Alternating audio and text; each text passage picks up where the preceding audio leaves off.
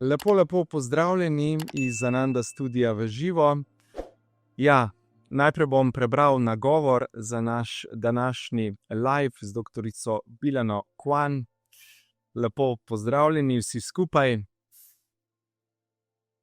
Drage gledalke, dragi gledalci, dobrodošli v podcastu Prebujeno srce Slovenije, prostoru, kjer se dotikamo resničnih vprašanj, zavesti, zdravljenja in svetlobe. Danes nas čaka prav poseben, izjemen pogovor. Pogovor z žensko, ki živi, diha in uteleša novo zavest. V živo iz Ananda holističnega centra z velikim veseljem pozdravljamo doktorico Biljano Kwan, ki je doktorica zavesti, mojstrica zavestnih tehnologij, medicinska zeliščarka, vibracijska terapevtka in utelešanje božanske ženske energije Kwan Ma, ki se zdaj ponovno vrača na Zemljo. Biljana je že več kot 33 let dejavna na področju zdravja, vibracijske medicine in zavestnega zdravljenja. Njeno delo temelji na povezovanju znanstvenega in božanskega, od bioinformacijskih tehnologij, naravno kodiranih rastlin do sporočil zvezdnih civilizacij. V svojem življenju deluje kot duhovna učiteljica, znanstvenica, raziskovalka kozmične inteligence, pa tudi kot most med dimenzijami in človeškim srcem. Izvaja seminarje, vodi skupinske zdravilne prenose, je ustanoviteljica platforme SourceForce ter prenašalka sporočil iz lemurijskih in antarktičnih portalov. Njena osebna povezanost z arktorijansko zavestjo, starodavno modrostjo ljudstva Vajtaha in vibracijami nove zemlje nas opominja, da zdravljenje ni nekaj zunanjega, temveč aktivacija notranje božanske kode. V svoji doktorski raziskavi o bioinformacijskih lastnostih vibracijsko kodiranih rastlin pravi: človeški sistem je bioračunalnik, rastline so programska oprema, izdelki nosijo inteligentne vzorce. Danes bomo skupaj razprli polja zavesti, vprašali se, kaj pomeni resnično izceljanje in kako se kot človeštvo selimo iz stare, polarizirane matrice v enotno zavest z virom. Govorili bomo o spiralni evoluciji, povrnitvi božanske ženske esence, o novi civilizaciji novega človeka na novi zemlji in kako to zares začutiti v vsakdanjem življenju. Biljana pravi: pravo zdravljenje je mogoče le skozi dvig oziroma prebujenje zavesti. Posvečena sem podpori vnebovzetja svojo božansko dano močjo srca. Pripnite pasove ali pa jih raje odpnite. Odprite svoje srce. Prisluhnite in se spomnite, kdo v resnici ste. Dobrodošla, Biljana Kwan iz našega Ananda Studia v živo. Javljate se iz Nove Zelandije. Mi ćemo sada pričati na srpsko-hrvatskom, tako da nadam se da ćete svi razumjeti. Pozdrav, Biljana, kako si i kako je u Novoj Zelandiji? Najprije bih željela da se zahvalim lično i tebi. Ovo je prvi podcast koji radim na teritoriji Slovenije. Jako mi je drago.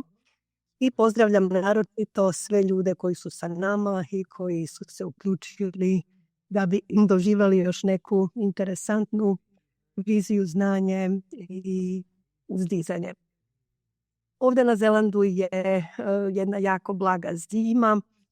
Kako verovatno znaš, naša klima je večito proleće, tako da nosimo se sa nekim blagim olujama, nećemo ih nazvati dramatičnim, ali ponekad bude takvih električnih isijavanja, zato što se čitava naša planeta dramatično menja, da skoro kada smo svi mi završili ovdje na Zelandu jedan divan retrit, bila je izmerena, čini mi se to svjetski rekord, u 1 satu 750 munji.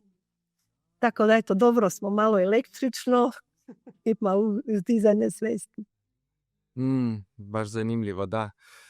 Sada se puno dešava na ovoj planeti, na planetu Zemlja, ne? pa možda idemo prvo na tu temu. Kako bi recimo, mi smo se dogovorili da smo na ti, iako se nismo još uživo sreli, ali svejedno povezani smo na nekom dublom nivoju. Znači, kako bi opisala trenutno energetsko i svesno stanje planeta Zemlje? Šta se dešava u dubinama kolektivne transformacije čovečanstva? Možda malo o tome kako se sada sve transformira.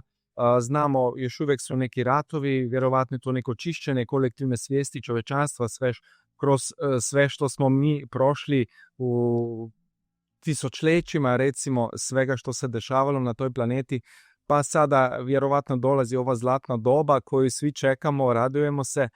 Kako ti vidiš, kakvi su tvoji intuitivni recimo uvidi u to stanje sada što se dešava?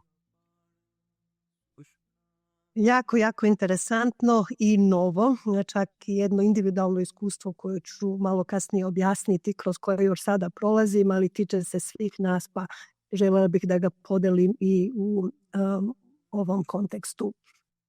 Dakle, naša prekrasna planeta prosto kao da izlazi iz zemlje.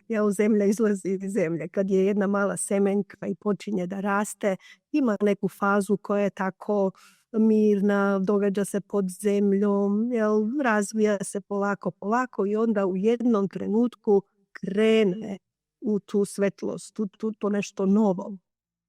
Bukvalno količina energije koja je neophodna za to izranjanje, da se ta semenka na taj način otvori za svoju sljedeću fazu, ta količina energije je ogromna koja je potrebna i mi je sada dobijamo na sve moguće načine. Ako neko prati takozvano kosmičko, ono kako kažemo vreme u smislu šta se događa sa električnim magnetnim poljima i tako dalje, znate da smo u toku mjeseca juna bili apsolutno bombardirani sa kosmičkim olujama.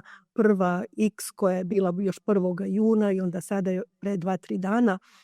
Dakle, magnetne oluje se nastavljaju i što je jako interesantno, protuberance plazme. Dakle, naša planeta je bila direktno dobijala nekoliko puta u toku ovog mjeseca udarce plazme. Pozitivne udarce, ali to znači da se sva naša polja destabiliziraju i ionosfera se restrukturira. Jedna ključna reč za ovo što se sada događa je restrukturiranje.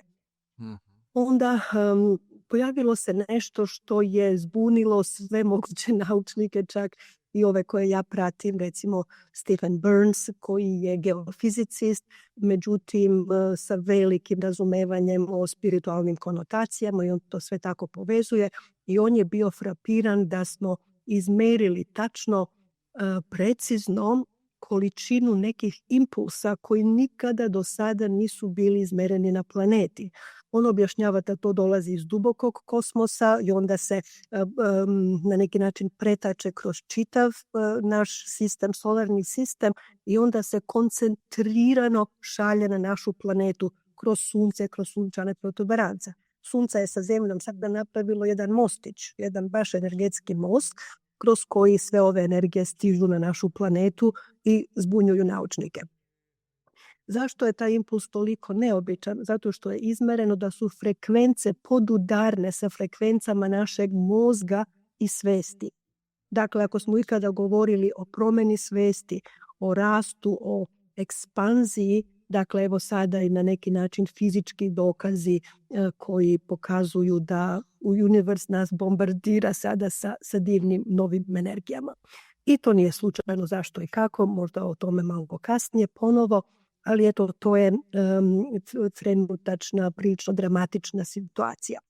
Ovo nisu lake energije za sve nas koji smo otvoreni i nalazimo se na neki način u protoku tih energija.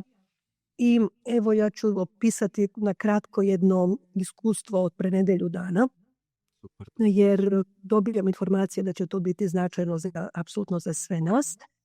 I onda još jedan divan, da kažemo, blueprint koji nam božanska inteligencija daje da objasnimo sadašnju situaciju. Ali evo prvo to iskustvo. Prije nedelju dana, otprilike, dakle subota, dakle 8 dana tačno, bila sam na letu između Sidnija i Aucklanda. Let je kasnio 3 sata, dok smo bili na aerodromu nikakav problem, ništa. Međutim, u vazduhu kad je stiglo do nekog specifičnog altituda, dogodio se, meni bar, jedan takav energetski udar da ja to nisam nikada doživjela u ovom Možda samo spomenim da smo zbog toga premjestili naš live iz srijede, znači bilo je planirano na 25. pa smo zbog toga premjestili na nedjelju 29. Tako da odlično da ćeš sada ispričati to iskustvo, da. Želim samo malo tako prosvjetliti šta se događa, jer svi mi koji smo naviknuti kroz sve ove decenije da radimo sa visokim energijama i mi doživljavamo s vremena na vreme baš tako jake te džoltove, ali ovo je bilo nešto van. I toliko je to dramatično izgledalo da je odjednom kao da sam izletela iz tela. Potpuno, kao apsolutno nisam bila više u telu, kao katapult.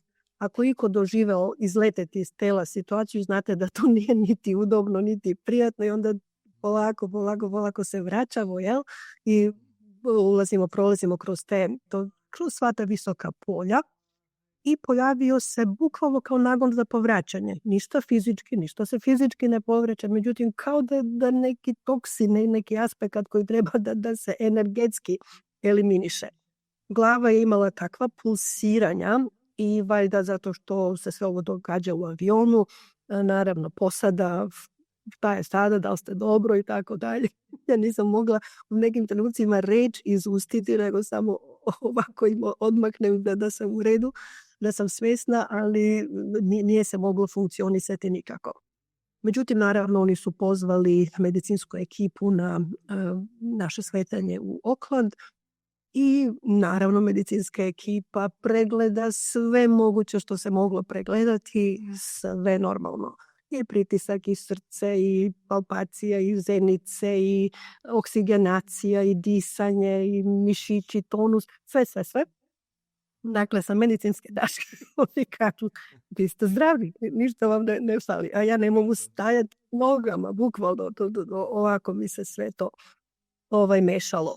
I onda naravno kod kuće prvo sam ušla u tu jednu hibernaciju 3 dana, bukvalno. Kao da su se sve moje energije skupile oko mene i formirale neku vrstu kao kapsule. Takav je bio osjećaj. Onaj naš normalan osjećaj da smo u nekoj orijentaciji, znate kad sedite, kad stojite, šta se događa za pola sata, sutra je ovaj dan. To se potpuno izgubilo. Nije bilo pravca, nije bilo nečega za šta se može uhvatiti, nego potpuno u toj kapsuli. Onda su počele naravno pritisak u glavi, sluz. To se meni isto događalo prilikom moje prve aktivacije za svetlosni jezik prije nekih 20 godina. Isto tako s ogromnom količinom sluzi, sa mirovanjem. Čini mi se da je čitav moj sistem prošao kroz jednu rekonstrukciju i još prolazi. Neću sa svim detaljima naravno, međutim samo ću nešto reći da se za vreme ovog iskustva isto tako spustio specifičan kod koji ću podeliti sa svim divnim ljudima koje to zanima i kojima to treba, a to su kodovi za restrukturiranje. Jer ušli smo u fazu restrukturiranja fizičkog sistema. Ove kosti su krckale, zubi, kao da je svaki zub pevao nešto, ima neki svoj zvuk, kao da se to naštimavalo. To je bilo jedno izvanredno iskustvo.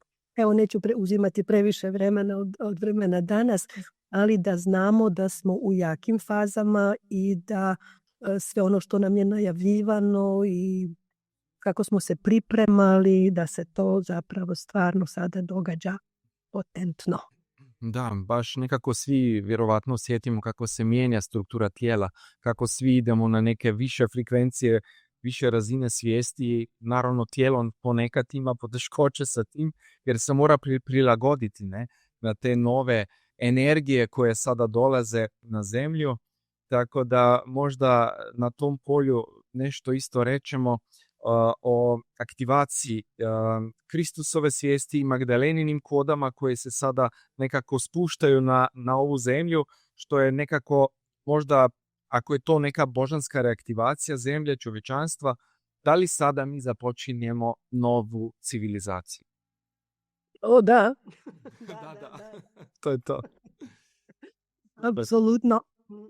Rekli bismo da je to jedna od najradosnijih i najdivnijih faza u razvoju čovečanstva, da stvarno zatvaramo tu staru civilizaciju i prelazimo na nešto potpuno prirodno, nešto što smo oduvek znali i nosili u svom srcu. Govoriš o probuđenom srcu, upravo to. Ta inteligencija je uvek bila živa u nama, međutim jako potisnuta je u mnogim aspektima i kod pojedinaca i kod čovečanstva u celini. Sada govorimo o čovečanstvu u celini, dobija svoje aktivisano kosmičko srce, dobije svoju aktivnu kosmičku inteligenciju. Međutim, te putanje isto tako nisu, da kažemo, random ili slučajne. Sve se to odvija sa prekrasnom božanskom preciznošću i sa znanjem i sa, to jeste radost kreacije, ali isto tako i matematička preciznost. To je možda nama teže shvatiti jer smo bili navikli na ili intelekt koji je logičan ili srce se pomalo raduje, ali imati te dve inteligencije zajedno, kao što jeste prirodno i kao što jeste normalno u univerzumu, mi sada doživljavamo te prave ekstaze stvaranja i kreacije. I šta onda znače Magdalenini kodovi? Jer Magdala ili kosmička Magdalena je zapravo emanacija naše kosmičke majke, našeg izvora, naše primarne inteligencije kreacije i polja kreacija, koja kada počinje nove svetove, kada se formuliša nešto što će nastati i postati vidljivo, dakle dobiti formu, dobiti strukturu, dobiti određeni način funkcionisanja, dakle dobiti svoju tehnologiju svesti, sve to počinje iz čistog božanskog uma srca i naravno dobija svoj kod. Jer da biste bilo šta uradili, recimo, ne znam, da neko sklopi jedan automobil, mora da ima tačan nacrt kako je inženjer to zamislio. Da se izgradi kuća, morate imati od arhitekte specifičan plan. Da napravite jedan ručak, da napravite jedan kolač u kuhinji, morate imati tačni recept kako se ta tehnologija primenjuje da bi postala efikasna. Tako da Magdalena kodovi su zapravo ta programa, taj recept, taj plan, ono što je neophodno da iz čiste svesti počne da se formira nešto vidljivo i opipljivo. To znači naše primanje sada kodova Magdalena, a to se događalo u toku ovih nekoliko zadnjih par godina intenzivno, od antarktičke misije direktno kodiranje u DNA, u DNK, i u toku marta meseca ove godine baš smo, jedna divna grupa, imali prilike da ih prihvatimo te kodove ovde na Novom Zelandu.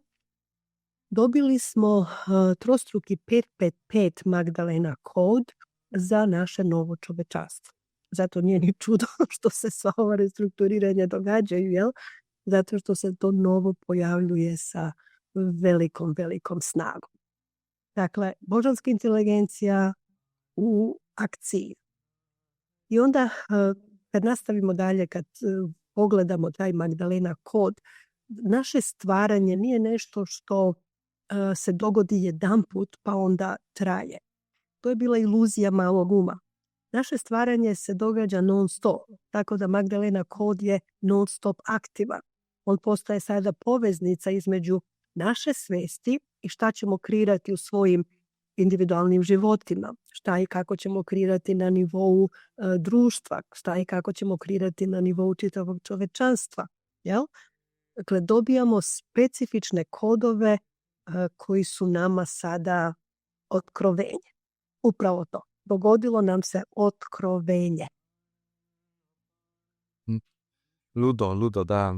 Baš se sada dešava svašta na ovoj planeti, ne? Tako da nekak ne znamo šta sve još nam božanska inteligencija sprema, ali baš je zbuđivo nekako biti sada, recimo u tijelu inkarniran na ovoj planeti, baš mislim da je to nešto što još nismo doživjeli na takav način na koji se sada dešava. Možda nam ispričaš još neke svoje intuitivne, recimo, uvide iz nekih meditacija, iz nekih recimo tvojih dubokih iskustava, kada će se recimo ovom relativnom vremenu, znam da je to teško reći, ali recimo otprilike kada ti osjetiš da ćemo biti baš nekako na drugom nivoju, da ćemo recimo izbrisati s ove planete sve ove ratove, sve ove manipulacije i tako dalje, što se još uvijek dešavaju, tako da recimo malo otprilike o tome. Ja vrlo retko govorim o ratovima i tako dalje, ali u ovoj prilici mislim da valja dodati neke aspekte malo dubljeg saznanja. Samo zato da se ne bismo plašili. Ne zato da bismo govorili koliko je ovo i ovo ono negativno se događa na planeti. Apsolutno ne. Sve što se događa sada na planeti je predivno, je čarobno, je božanska inteligencija sa nama, spuštena i radi direktno. Dakle, ono što nismo imali kroz mileniju. Dakle, sve je predivno. Ali evo da krenemo recimo od tog straha koji mnogi ljudi dele oko ratova, šta se događa. Često pitanje da li kreće Treći svjetski rat. Ja bih rekla, Treći svjetski rat se sada završava. Treći svjetski rat je krenuo odavno.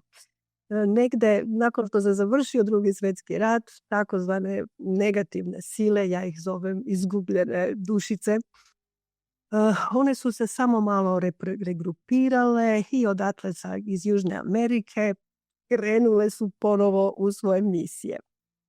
Mi se možda ovako sad malo šalimo, ali Treći svjetski rat se odvijao u ljudskim dnevnim sobama, u našoj kuhinji, u posjeti doktoru.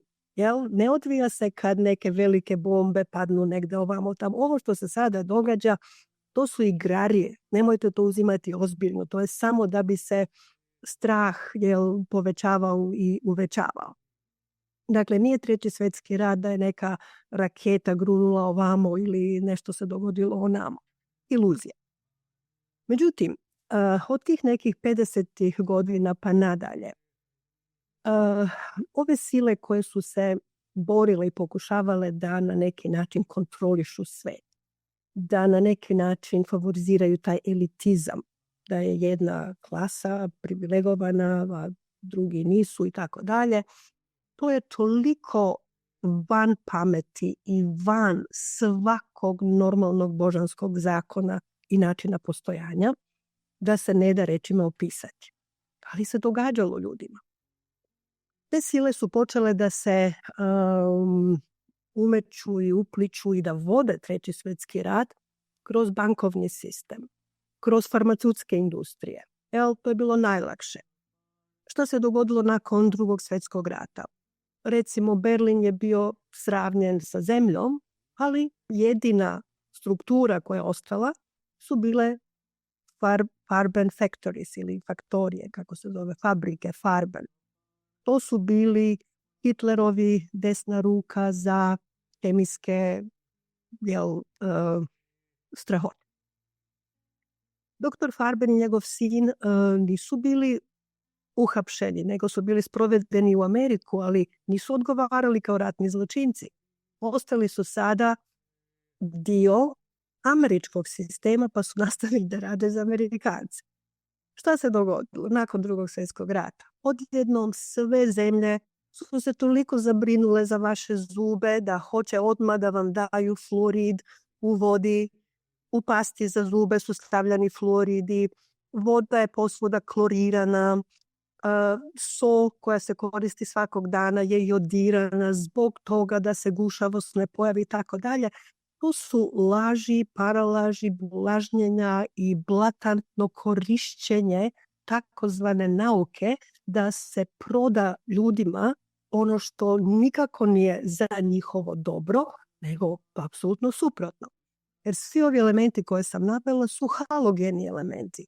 Oni imaju takvu nestabilnost u određenom stanju, kada nisu u svom jonskom stanju, imaju ogromnu tendenciju da kradu elektrone. Kad obična prosječna osoba opere zube fluoridom ujutro, popije vodu sa hlorom i posoli svoje jelo sa jodom, trostruka masa halogena povuče ogromnu količinu elektrike iz mozga kroz elektrode. Onda nivo elektrike padne i ta osoba se pretvori u, da kažemo, kao vegetable. Nema više svoju snagu, nema više svoju mentalnu snagu, svoju povezanost sa kosmičkim elektricitetom. To je zločin protiv čovečanstva. To je Treći svjetski rat koji se odvija u vašoj kuhinji. Mislim, u našoj, u svim delovima sveta. To je bilo strašno. Imate razne situacije kada su tartrazini uvedeni. Prvi put u 60. godinama karpalni tuneli, nervni sistem ima ogromnu količinu za vitaminom B, vitamina B nema. Zašto? Zato što ga tartrazini kradu, ti takozvani hemijski paraziti. Kad su se vakcine pojavile koje su sadržale u sebi živu, daje se deci od 6 nedelja vakcina koja sadrži hidrargiju. To je ubica za moždane ćelije. To su bili zločini. To je bio Treći svjetski rat. Kada su kontrolisane berze i kada je kontrolisano ili tako dalje, tako dalje.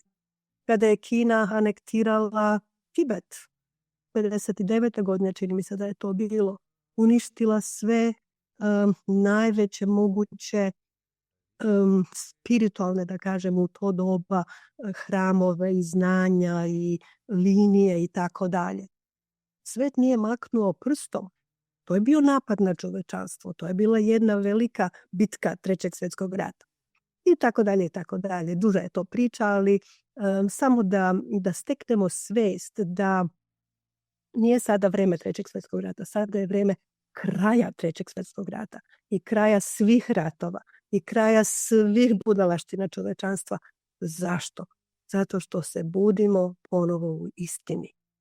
I najgori i najbolji među nama se bude i vraćaju se božanskoj istini i božanskom zakonu.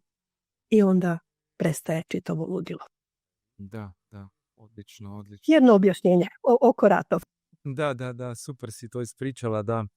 Baš mi je super jer puno tih podcastera i tako dalje, puno ne znam, plaše ljude i svoje pratioce, gledalce dobija na taj način, pa kao te jake naslove stavljaju, kao jel to radi, jel ovo ono, tako da baš mi je divno da ti ne plašiš jer si valjda povezana sa višim univerzalnim božanskim zakonima i to je baš super. Da dajemo neku pozitivnu, dobru poruku ljudima, da se ne trebaju bojati, da ne trebaju se plašiti, da znači idemo u sasvim nove, zdrave božanske energije, tako super. Nova civilizacija. Tako je. Možda na tom nivoju sada ispričamo malo kako funkcionišu antarktični portali, koja je njihova uloga u povratku božanske ženstvenosti na zemlju. Ti si baš povezana sa Antarktikom, pa nam možda malo ispričaš o Antarktici, imaš i retrite tamo, pa možda malo neko iskustvo iz tamo, šta se tamo dešava, zašto je Antarktika vrlo bitna za tu planetu i šta se tamo recimo. Ako mogu sad uzeti malo više vremena, jer da bismo odgovorili na to pitanje, valja postaviti jedan background, jedno saznanje iza, da bi onda bilo jasnije sve to što se objašnjava. Jer mnogim ljudima i dan danas nije blisko ili poznato koja je zapravo istinska istorija naše planete, našeg čovečanstva, nas samih i ne istorija koja se piše u knjigama, nego spiritualna energetska istorija čovečanstva.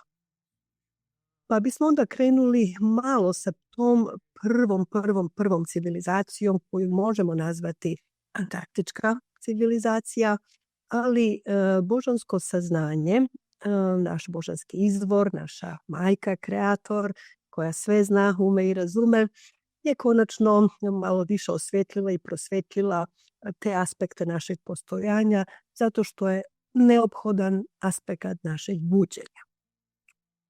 Dakle, u našoj prvobitnoj kreaciji kao čovečanstvo mi smo naravno ujedno sa božanskim.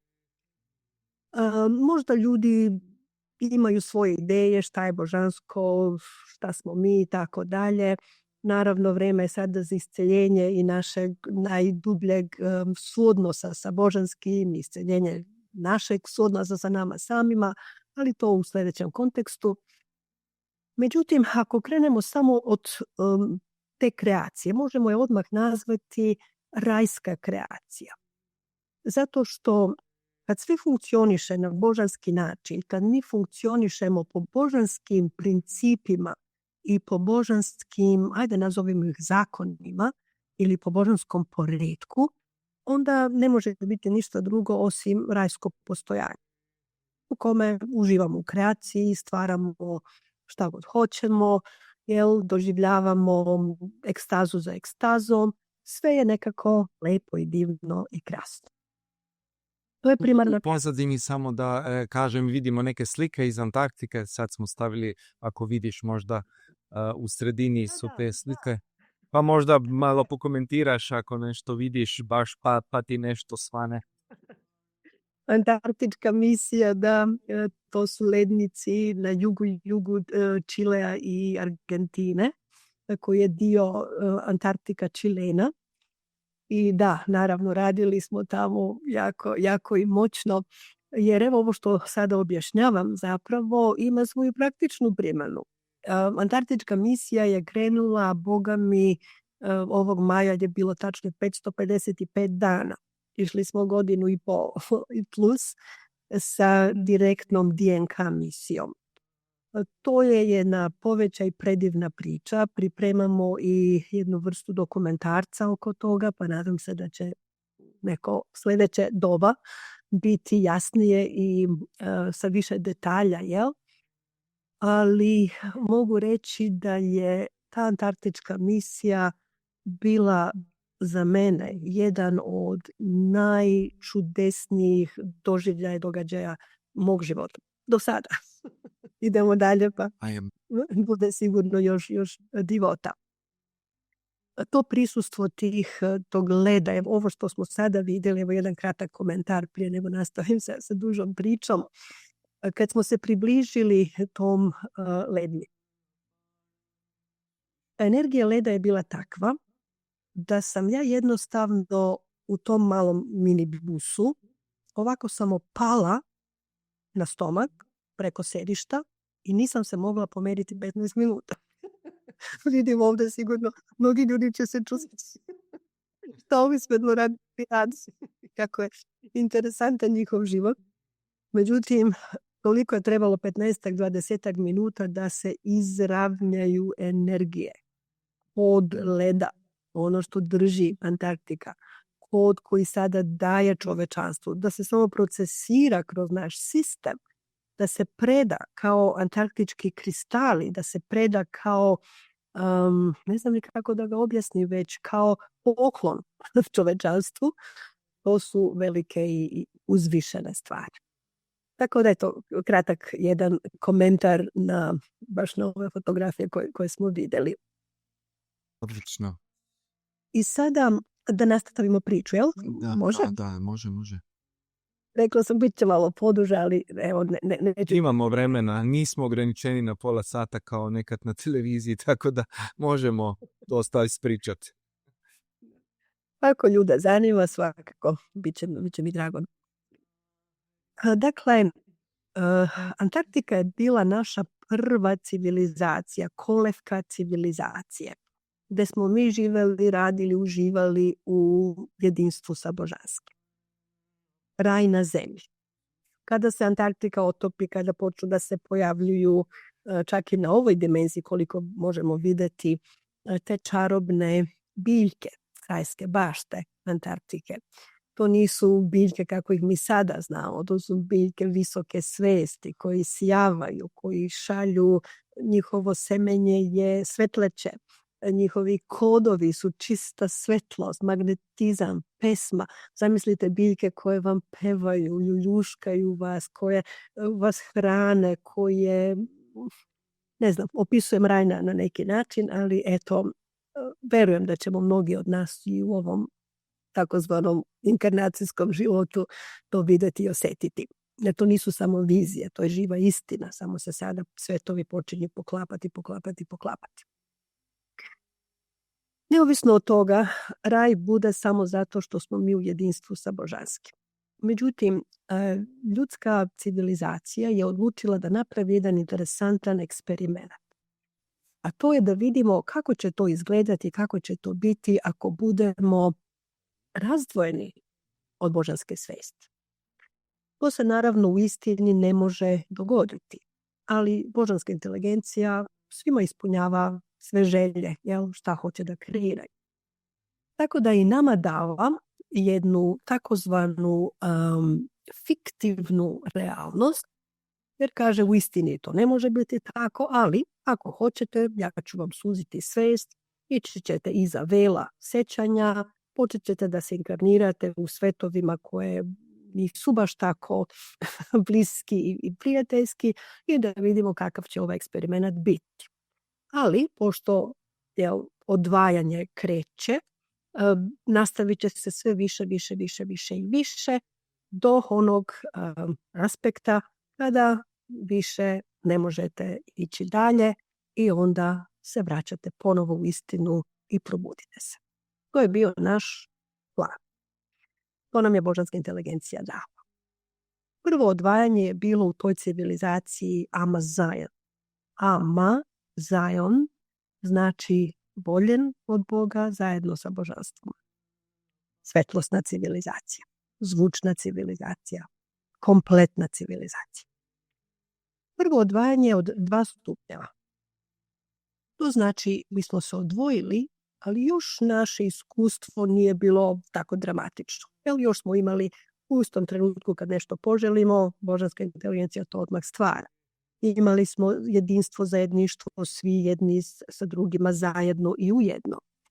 Imali smo svetlosnu civilizaciju, nije bilo potrebe na neki drugi način dobijati energiju, jer sve je bilo tu. Dakle, još jedna prekrasna civilizacija.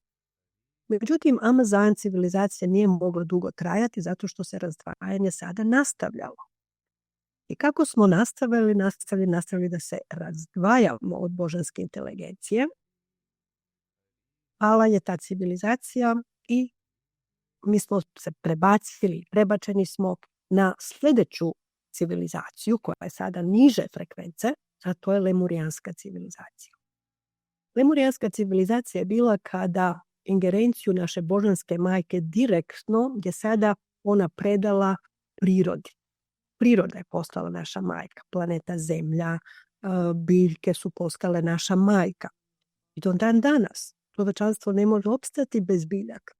Ono što biljke sadrže, ono što ona nama daju je osnova održanja života onako kako smo ga mi imali od tog razdvajanja nadalje. Hrana, kiseonik, isceljenja, templete za funkcionisanje i tako dalje. Sve to dolazi od majke prirode. Civilizacija Lemurija je još bila prilično skladna. Jer smo živjeli u skladu sa prirodom. Nikome ne treba odeća, nikome ne treba kuća, zato što je priroda bila potpuno sinhrona sa nama. Imali smo još veliku moć da kroz naše magično magnetno polje direktno spuštamo kodove, ovo što sada govorimo Magdalenini kodovi, i naša DNK daje direktno odgovor našoj svesti. Imali smo shape-shifting mogućnosti. jer vaša DNK nije toliko striktna. Nije morate biti samo ovako kao što je to kasnije ispalo. Međutim, vi možete rekombinirati svoju DNK kroz svoju svest i jednoga dana se pojaviti fizički kao osoba koja je sposobna da leti, sljedeći dan ste pod vodom, treći dan ste neko treće biće, možete imati veliku visinu, džinovi ili biti vrlo mali, viljenjaci itd. Tako da mi smo uživali u jednoj interesantnoj civilizaciji koja se napajala i nastavljala dalje kroz striktne magnetne procese. A to su rituali, to su ceremonije. Ono što smo mi kasnije zaboravili. To su naši templeti kreacije. I fizičke, i društvene. Mi nismo postojali kao jedinke, mi smo postojali kao celina. I to celina u kojoj svi vas podržavaju, u kome svi podržavate. Koja je divota od života, jel? Međutim, nastavljalo se i dalje padanje i opadanje i došli smo do toga da je i lemurijska civilizacija pala. Ja imam i svoje jako vividne memorije tih civilizacijskih stanja i tih padova, zato što smo svi mi koji smo svetloradnici dan danas odlučili da ostanemo uz čovečanstvo sa dovoljnim nivojem svesti da bismo mogli pomoći drugima da se probude. Naša misija, koja je sada lepa i pozitivna, nije bila laka kada smo gledali čovečanstvo kako pada sve dublje i dublje i dublje. To su bile na neki način traume i za nas, ali moralo se to tako dogoditi, takav je bio plan, takav je bio program, opet sve to u nekoj iluziji. Ništa od ovoga nije božanska istina, ali Hollywood, jel? Pripremili smo i odradili smo to tako. Dakle, nezavisno od drugih daljih ispričavanja, ali Božanska majka sada pomaže svim ljudima da iscele sve svoje traume kroz sve ove 4 civilizacije. Jer kada je Lemurija pala i kada je čitav kontinent na neki način potopljen, a to je zato što je planeta sada pala vibracijski niže, pa je to sa ove strane nama tako izgledalo kao da je kontinent nestao, onda je čovečanstvo došlo do sljedeće faze ili još niže vibracije civilizacijske, koja je Avalonija. Avalonija je bilo prvi put kada se čovečanstvo razdvojilo na mušku, žensku energiju koja nije bila koherentna. Gdje je muška energija počela da supresira žensku energiju, gdje je ženska energija pala, gdje su počeli negativni trendovi između muške i ženske energije na većem nivou. Pojavile su se elite koje počinju da vladaju drugima, agresivna muška energija, pala neefikasna ženska energija. Čovečanstvo je stvarno doživjelo jedan veliki pad. Još isto da naglasim da nijedna od ovih civilizacija se ne pojavljuje u linearnom vremenu. Ona neka ideja šta je bilo pre, šta je bilo posle, šta je bilo kasnije. To je zapravo, da tako kažemo, vorteksno vreme. Tako da snippets ili delovi ovih civilizacijskih trendova se pojavljuju u raznim fazama takozvanog linearnog razvoja čovečanstva. To možda treba objasniti malo više i dalje, ali evo da ne preterujemo. Dakle, nakon ovog velikog pada i velikog razdvajanja u sklopu čovečanstva i velikih patnji i tako dalje, nastaje sada 4. civilizacija koja je Atlantida. Atlantida je sada civilizacija koja je razdvajanje još veće. Dakle, ovako, suprotno. 180 stepeni. Ako smo u Lemuriji još imali vezu sa srcem i umom, u Atlantidi srce i um su se skoro potpuno izgubili jedno s drugim, potpuno su se razdvojili.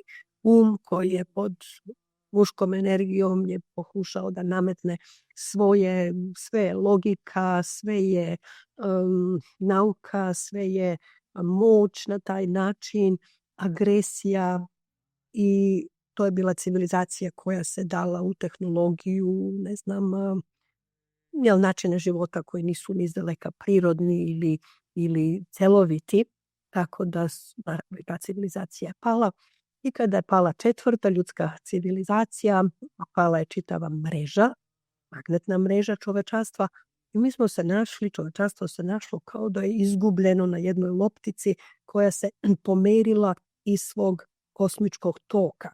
Naša planeta je bila zatvorena, bukvalno u nemogućnosti da komunicira sa protočnim kosmosom. Bila je na neki način izolovana i to nije bilo slučajno. To se sve kroz ove padove, kroz ove civilizacije radilo namerno. Te elite su namerno pomerale magnetna polja, gradile lažne piramide, prebacivali prirodni signal iz kara kamena, iz crnog kamena, iz jezgra, iz magnetnog jezgra planete. Prebacivali su ga na druge signale. Dakle, naša planetica je doživala velike padove, velike traume, velike distorcije. I onda kada je mreža pala, to znači voda, koja je magnetna supstanca, se nalazila povezana sa magnetnom mrežom planete, onda je i voda pala na planetu. I to su bila ta doba velikih potopa i negde iza tih velikih potopa čovečanstvo skrpi tu i tamo po neku memorijicu. Prije toga smo više manje bili zaboravili šta je bila naša sudbina i kako se to sve odvijalo na planeti. Međutim, jedna interesantna stvar koja se dogodila. Sada svetloradnici počinju svoje jače akcije. Zato što je sada vreme da zašto smo se mi inkarnirali uz čovečanstvo sve te milenije je sada postalo značajno. Jer kako su mreže pale, na našoj planeti su dolazile toliko raznoraznih civilizacija, koje su kosmičke civilizacije, a ovdje su dolazile čisto da malo vide taj cirkus. Šta je to tako? Pad svesti, polaritet, izgubljenost sa božanskim, da vidimo kako brzo ćemo mi to da uradimo. Mnoge od ovih civilizacija koje su bile na planeti, i vi znate i istoriju, pojavile su se, otišle, pojavile, otišle. To nije normalno funkcionisanje. To je funkcionisanje kada neko samo dođe kratko u posetu i onda ode zato što nije u stanju da funkcioniše, da zaokruži svoju civilizaciju. Tako smo imali raznorazne goste, pa smo imali raznorazne dobre, loše sile, neki su se priklonili dobru, neki zlu, polaritet. Baš je bilo interesantnog cirkusa na planeti. Međutim, sada se isceljujemo od svega toga, potpuno. I zašto je sada Antarktika toliko značajna? Antarktika sadrži kod našeg prvog razdvajanja, ali sadrži i kod našeg jedinstva sa božanskim. I taj kod je neprikosnoveni kod i spasilac na neki način čovečanstva. Nećemo se mi vraćati u tu istu civilizaciju. Mi se sada vraćamo u istinu i stvorit ćemo svoju novu civilizaciju. Ali u jednom i jedinom sa božanskim. I to ujedinjenje i te vibracije i kako je Antarktika taj glavni portal za sada kosmičke energije, ono što se događalo sa našom predivnom antarktičkom misijom je bilo da se planeta poravnja, da se ponovo vrati u tok i protok. 2022. godine svi oni koji su radili sa nama i sa Božanskom majkom dobili su konfiguraciju arkaimske zvezde. To je potpuna povezanost, ponovo vraćanje u protok, u povezanost, u mreže. Naša planeta je bila kao jedna izolovana mala kućica negdje na planini i tek je sad ponovo dobila električnu mrežu, priključak, vodovod priključak, internet priključak, jel? Kao da se odjedno ponovo vraćaju sve te mreže. Izvitoperenje koje se događalo između naše planete i normalnog protoka je bilo vrlo malo, 2 stupnjeva. I mogu vam reći da je to bilo čarobno biti na tim tačnim mestima, u tim tačnim vremenima, u tim tačnim aspektima kada je Božanska majka samo okrenula, dovoljno sva polja podesila ponovo da možemo biti u protoku. To je dar Božji. To je milost, grace, koju sada primamo u ova vremena. Jer mi smo zamutili sve to do sada, a sada dobijamo veliku božansku pomoć. Ja isto to kažem, ta Božja milost kako je baš jako bitna i kako kad mi otvorimo srce, kad smo recimo povezanosti sa virom, kako je sve lakše kad se predamo ovom životu i kažemo neka bude tvoja volja i onda smo povezani, ne? I onda smo jedno sa izvorom, recimo tako. I Božji zakon. Vraćamo se svojoj istini.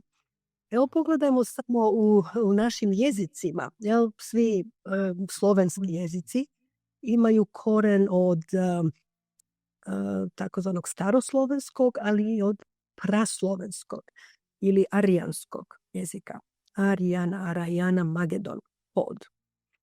I u tim jezicima koji je koren reći sve. Sve znači sve, izvor svega. Ali isto, svemir, svetost, svetlost, svet, svest. Sve su to iz istog korena. I onda vidimo da tu nema razlike. Koliko je značajan taj vibracijski kod. I zato u današnje vreme i Balkan je jako značajan, jer Balkan nosi beli kon ili beli zakon ili božanski poredak.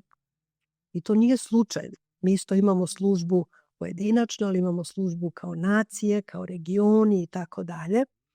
I eto zato i ove godine na Balkanu se odvijaju fantastične misije i velika isceljenja i povratak božanskom poretku.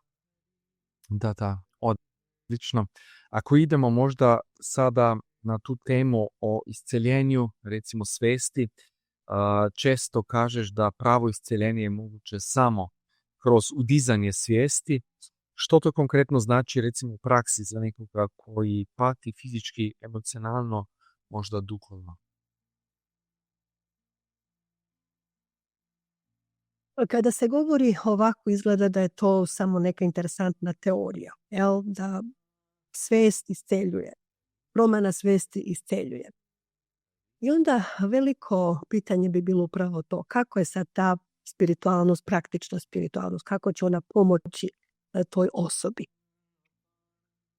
Posmatrati svet kroz prizmu malog uma, prvo to smo odabrali, pa smo to imali. I kroz milenije raznih inkarnacija samo restaurirali taj mali um koji je nepovezan sa božanskim umom. Dakle, radio je na svoje, radio je na principu separacije, radio je na principu dobroga, lošega, uvek je jedno ovako, jedno onako.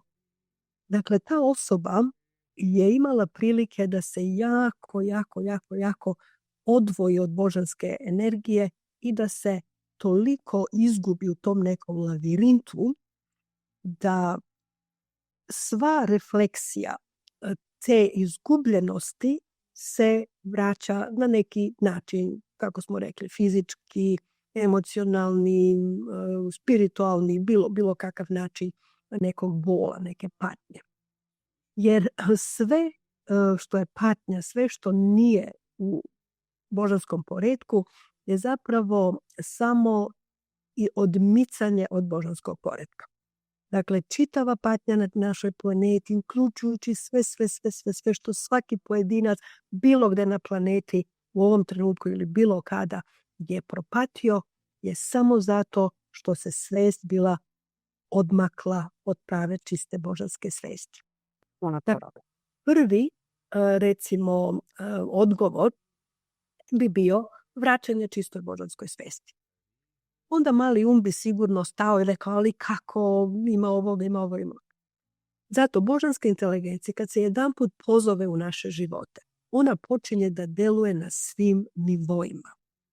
Ako nekome u tom trenutku treba medikament koji je, u nekim biljnim kapljicama, ta osoba će dobiti to.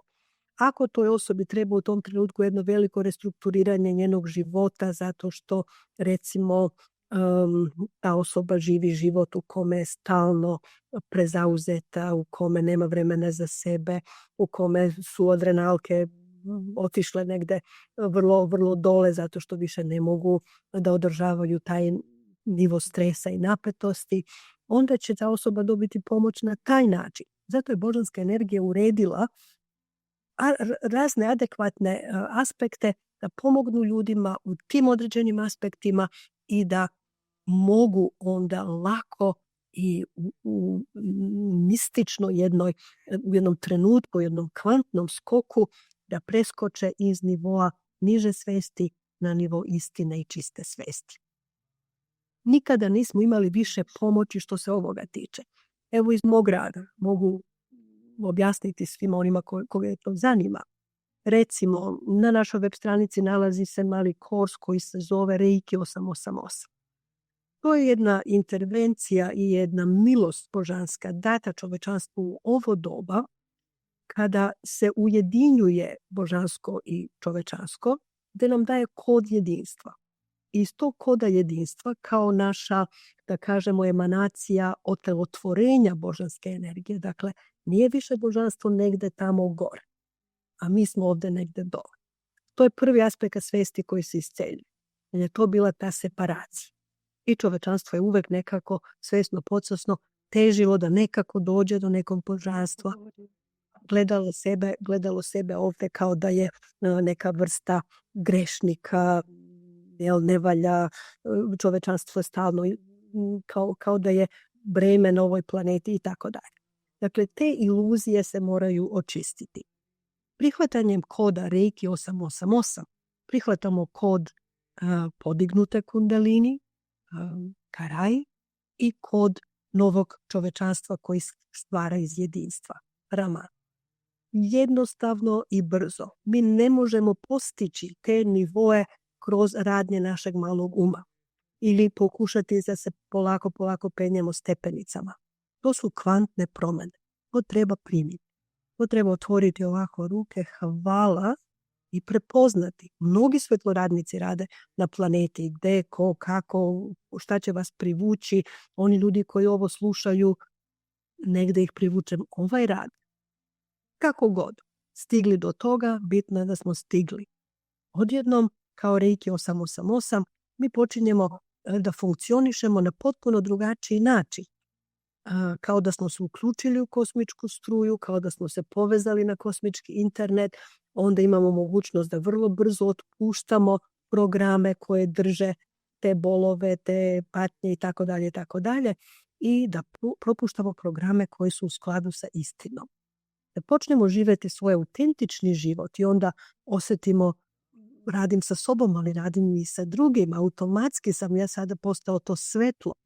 Odjednom mi smo potpuni novi drugačiji status u svom životu i na planeti. Dakle, bili smo tragač, tragali smo kako ovo, kako ono, šta treba, šta ne treba. Sada smo postali nalazač. Kad smo našli, kad to imamo, onda sve to počinje da se odvije u našem životu. Razne druge tehnologije svesti su došle. Uz Reiki 888 došla nam je arkaimska zvezda. Svaka osoba bi uradila sebi ogromnu pomoć, ogromnu uslugu da prihvati kod arkaimske zvezde. Da postane ponovo protočna osoba. Prvo će biti čišćenja, onda će biti radosti, onda će biti wow, šta je moja misija, šta je sledeća, autentični način života. Zašto? Zato što smo ponovo povezani sa našim potpunim multidimenzionalnim postojanjem i sa našim izvorom. Naš izvor nikada nije bio vani, ali prepoznati to i otkriti, zato kažemo otkrovenje, pa je onda ocelotvorenje, pa je olicetvorenje, postajemo vidljivi, pa je onda ostvarenje, potpuno ostvarenje. Dakle, od otkrovenja do ostvarenja počnemo živjeti božanski način života. Prošle godine došla je još jedna fantastična radionica, to je arkaimska strela i kako isceliti svoj život. Dakle, jedna jednostavna radionica u kojoj u nekoliko faza božanska inteligencija isceljava razne aspekte ljudskog života koji su stvarali nespokoj i patnju, vraća ih da stvaraju divotu i krasotu od života. Dakle, to su jednostavni načini da ljudi prihvataju. Sve ove radionice su dostupne svima na našoj web stranici. Mislim da će Dejan to isto objaviti. Svi ljudi koji hoće da znaju, naći će. Svi će uvek dobiti ono što im u tom trenutku treba. Bitno je samo da se pokrene to unutrašnje otkrovenje. Dakle, eto, to je način kako da se iscelimo i kako da postanemo sve bolji i expanded version sebe. Ekspandirana verzija sebe. Najbolja verzija sebe. Da, znači da sve staro recimo nekako otpadne i da se otvorimo na sasvim novo stanje, novu razinu svijesti. To je sada baš jako, jako bitno. Ti radiš i sa biljkama, ne? I kažeš da je ljudski sistem bio kompjuter. I šta to znači? Kako možemo svjesno da programiramo recimo svoje tijelo za isceljenje i kako djeluju ti vibracijsko aktivirani proizvodi, plodovi? Recimo možda još malo o tome pa idemo onda dalje. Ljudski sistem jeste bio kompjuter i kako smo rekli pod ingerencijom malog uma je počeo da skreće sa svojih božanskih principa. Biljke su naši prijatelji. Rekli smo da je božanska inteligencija prebacila sve ingerencije na biljni svet. Tako da smo mi dobili biljke kao hranu, kao stvaraoci našeg kiseonika. Između ostalog dobili smo ih kao isceljivače. Dakle, sadrže program koji može da isceli svaku necelovitost koju mali um prezentira. Biljka to može da anulira i da vrati sistem u potpuni božanski balans. Dakle, oni su jedna primarna inteligencija. Zato što se biljke ne kreću onako kako mi mislimo, mi smatramo neinteligentnim bićima. Jel? To je drvo, možemo ga poseći pa ćemo napraviti sto. Jel? A onda, šta još, možda se neko seti kako slušati božansku inteligenciju pa umjesto stola ili kutijice od drveta može da napravi violinu, jel? Da napravi takav vibracijski sklop koji proizvodi visokofrekventne zvuke. Ali najpametnije bi bilo ostaviti drvo, osim kada je spremno da nama da i preda svoj poklon i da drvo bude ta živuća inteligencija za ovu planetu i za ljude u toj okolini i za one koji traže pomoć. Jedan put je Halil Gibran rekao vrlo interesantno, kaže, ljudi poseku drvo da bi napravili papir, da bi na njemu pisali baljezgarije malog uma, umjesto da ostave drvo pa da divota i pravi božanski um kroz to drvo utiče na ovu planetu. Dakle, samo malo razumevanje ko su biljke i kakva je ta inteligencija. Svi mi koji smo svetloradnici imamo između ostalog i tu mogućnost očitavanja inteligencije biljaka. Ja se još sećam moje prve vrlo specifične i svesne interakcije sa biljkom. To je bilo kad sam imala i manje od 11 godina, neću precizirati tačno, ali znam kasnije, nije bilo moguće nego prije. Moja baka u Ohridu je bila u bolovima, nije mogla spavati, razne situacije oko nje. I znam da su svi u kući bili naravno zabrinuti i tako. Ja sam dobila veliku želju da joj pomognem. To je sa mnom bila neka prirodna stvar. Od najranijih nogu bi se to pojavljivalo i vrlo često sa tom željom bi se pojavile u mojim rukama mali orbovi od svetla koje bih ja onda bacala na ljudi. Ali u ovom slučaju nije bilo to. Odjednom kao da sam prešla u jedno drugo stanje svesti, izašla sam iz kuće i sad krećem prema plaži u Ohridu. I tu na prvom redu, pored vode, nalaze se kuće koje su ofarbane jako belo. Onaj cinkvajs beli. I sjećam se, gledam sada u tu belinu, a sunce sjaji. To je bio kao jedan prostor svetlosti. Ne znam ni kako da ga opišem sada. I odjednom kao da mi je nešto progovorilo i samo sam se ovako malo okrenula i vidim na susednom zidu raste jedna prekrasna biljka. Ako ste ikada vidjeli Isusov venac, tako se zove ta biljka, ne možete ga nikad zaboraviti od te prekrasne lepote tog cveta. I odjednom je biljka jednostavno meni direktno u svest rekla da uzmem jedan cvet, da ga odnesem kod moje bake i da stavim pod jastuk. Ona je odmah bila bolja, svi su komentirali kako je sve to kriza prevaziđena i tako dalje.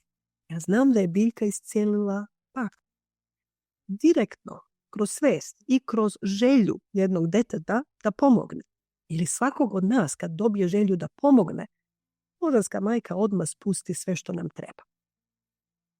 Kasnije, mnogo kasnije, izučavajući biljni svet, ja sam saznala da je ta biljka zapravo koristi se normalno opisana je u farmakopejama kao biljka za nesanicu, za anksioznost i tako dalje i tako dalje.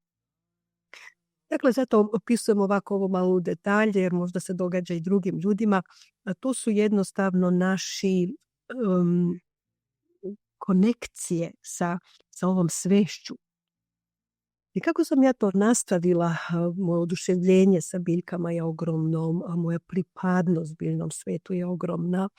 Čak i ime Biljana, između ostalog, koje dolazi od biljur, što znači svetlost, i bilje, što znači lekovito bilje, koje predaje znanje. I tu su se isto povezale aspekti, naravno.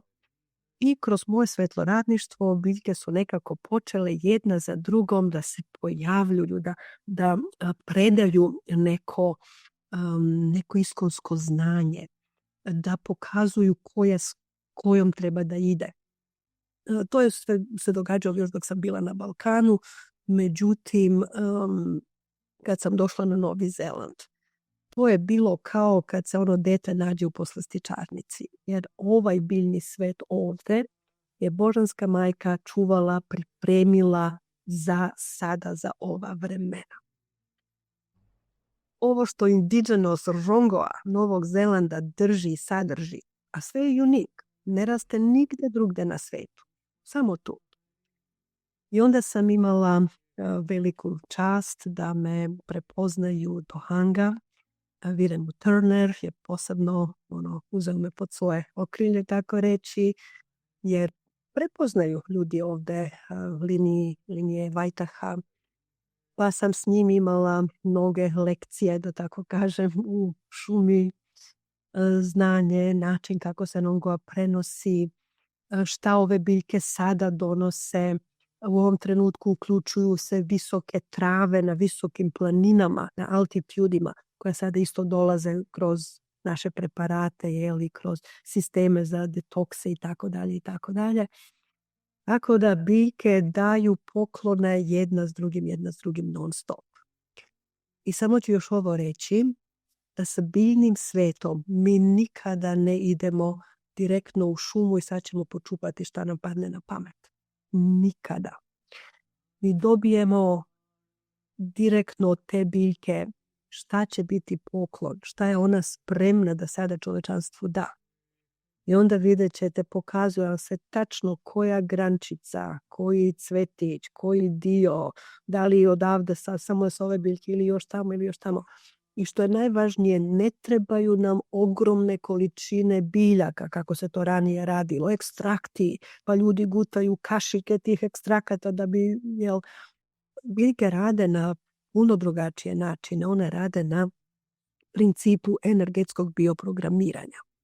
I kada se ta frekvencija sa tom frekvencijom postavi, onda organizam dobije stvarno božanski poklon zdravlja u toj bočici. Odlično. Tako da možda još idemo na Onma, znači ženska energija.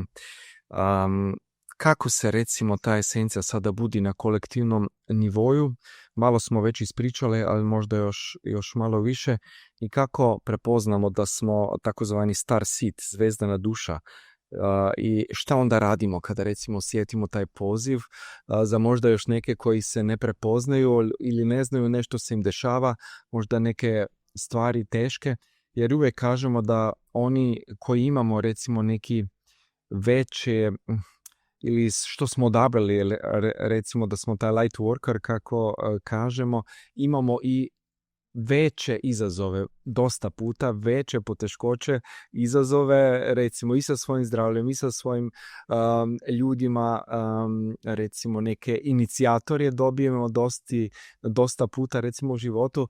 Šta misliš o tome, kako je tvoje mišljenje?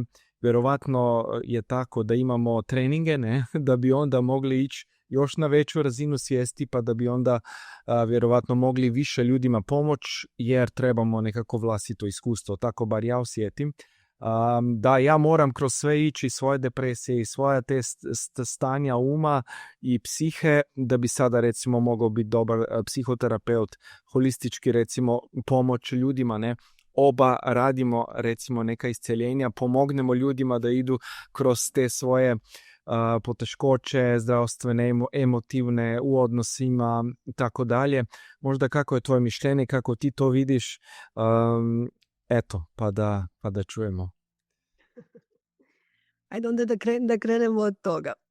Život svetloradnika nikada nije jednostavan ili tako lagan, jer ima intenziteta maksimalno. Međutim, ovo što je sada objašnjeno, što je vrlo često bio slučaj, je takozvani ranjeni iscelitelj, Hiron, koji je prolazi kroz svoje boljke i tako dalje da bi mogao kasnije čovečanstvu pomoći. Mislim da izlazimo iz toga. Potpuno.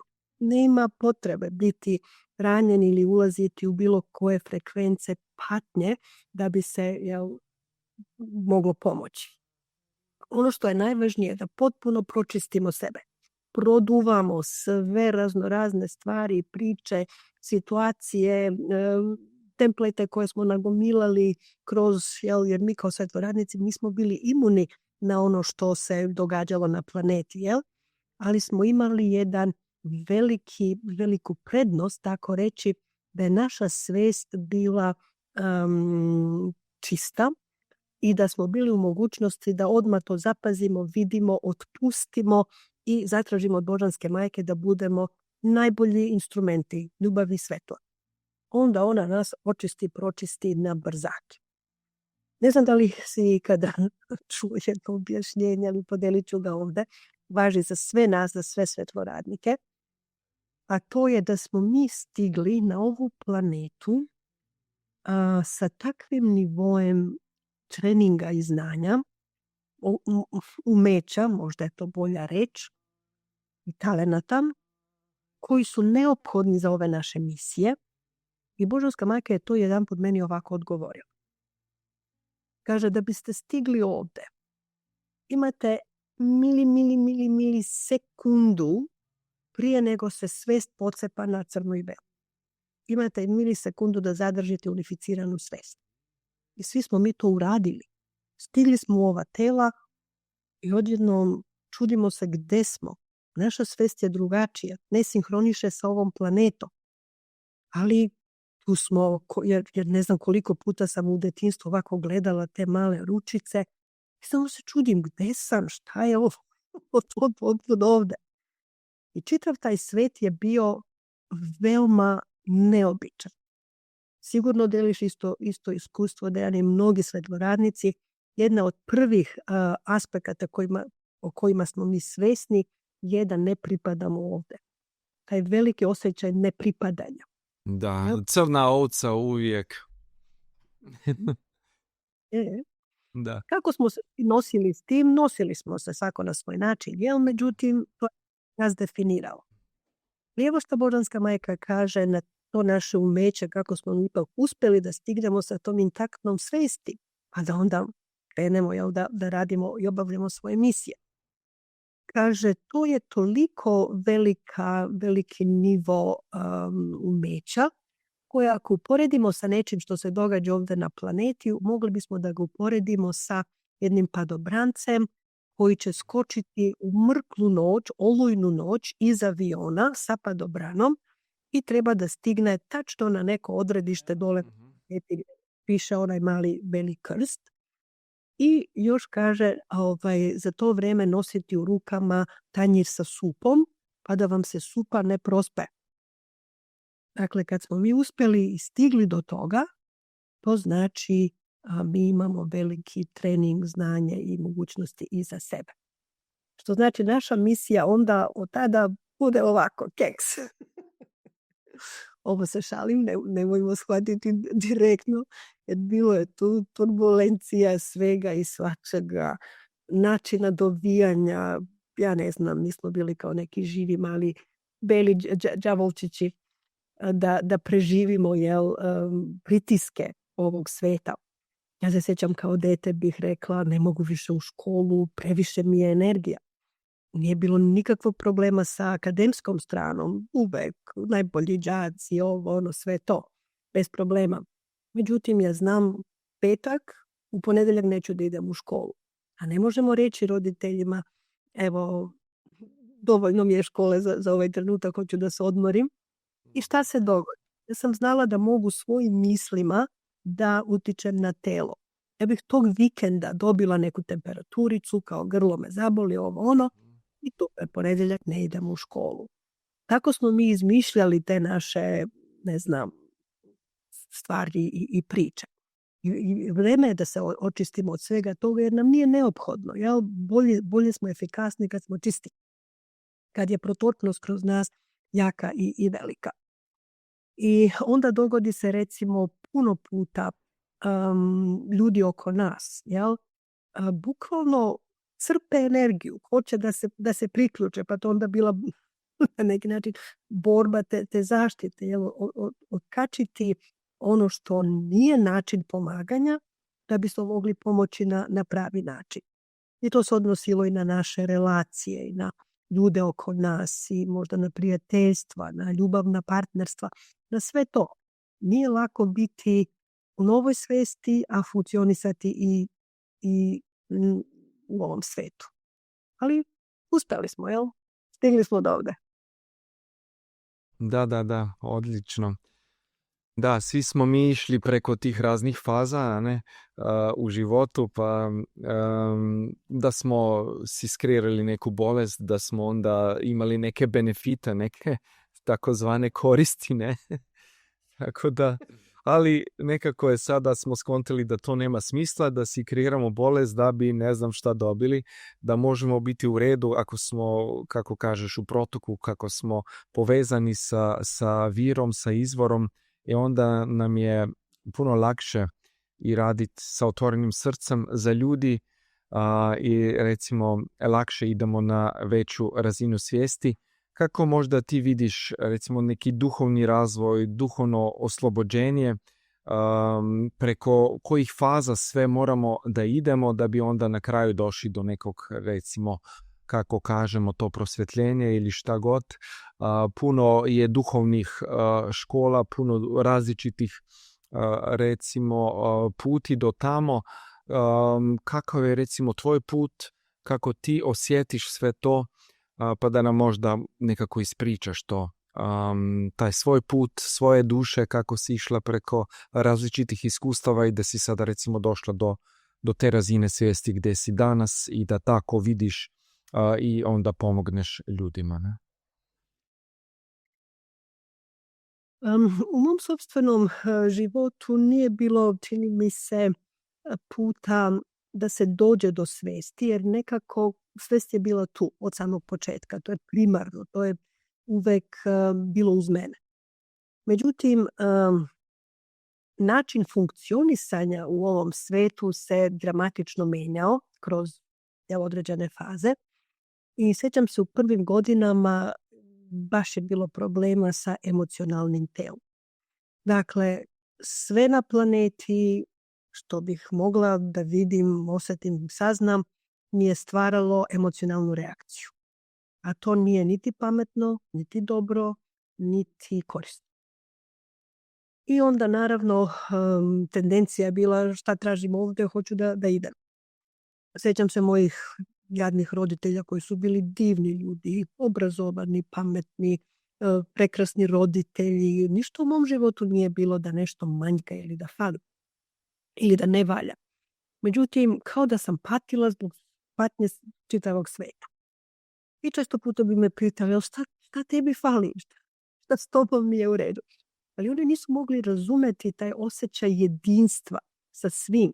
Jer kako možeš ti biti samo srećan i tebi je sve u redu, a ovaj svet nije u redu? To je nedostajalo u njihovoj percepciji. Ali u mojoj percepciji je bilo prisutno, međutim davalo mi je probleme. Dok me Božanska majka nije iz toga iscelila, oko 11. godine, to je bila neka ključna godina za mene, bukvalno zagrlila me i rekla mi je sve je u redu. Sve je u redu. Ja sam tada prošla kroz jedno katartično iskustvo otpuštanja svega staroga, prihvaćanja ti si tu i ti si sa mnom i ja iz ove energije ne pokrećem se ni levo, ni desno, ni nigde non stop. I tako živimo tada, tako radim i automatska je želja, sigurna sam da to znaš i po sebi, sve ono što znamo, što možemo i prihvatimo božansku snagu da želimo podeliti sve drugima. Da, odmah, i ja iste sekunde. Je. Ali šta smo naučili? Ako se popnemo na krov i vičemo o tome, da li će se nešto promeniti i u istinu pomoći, jel? Onda naučimo da slušamo svoje unutrašnje vođstvo.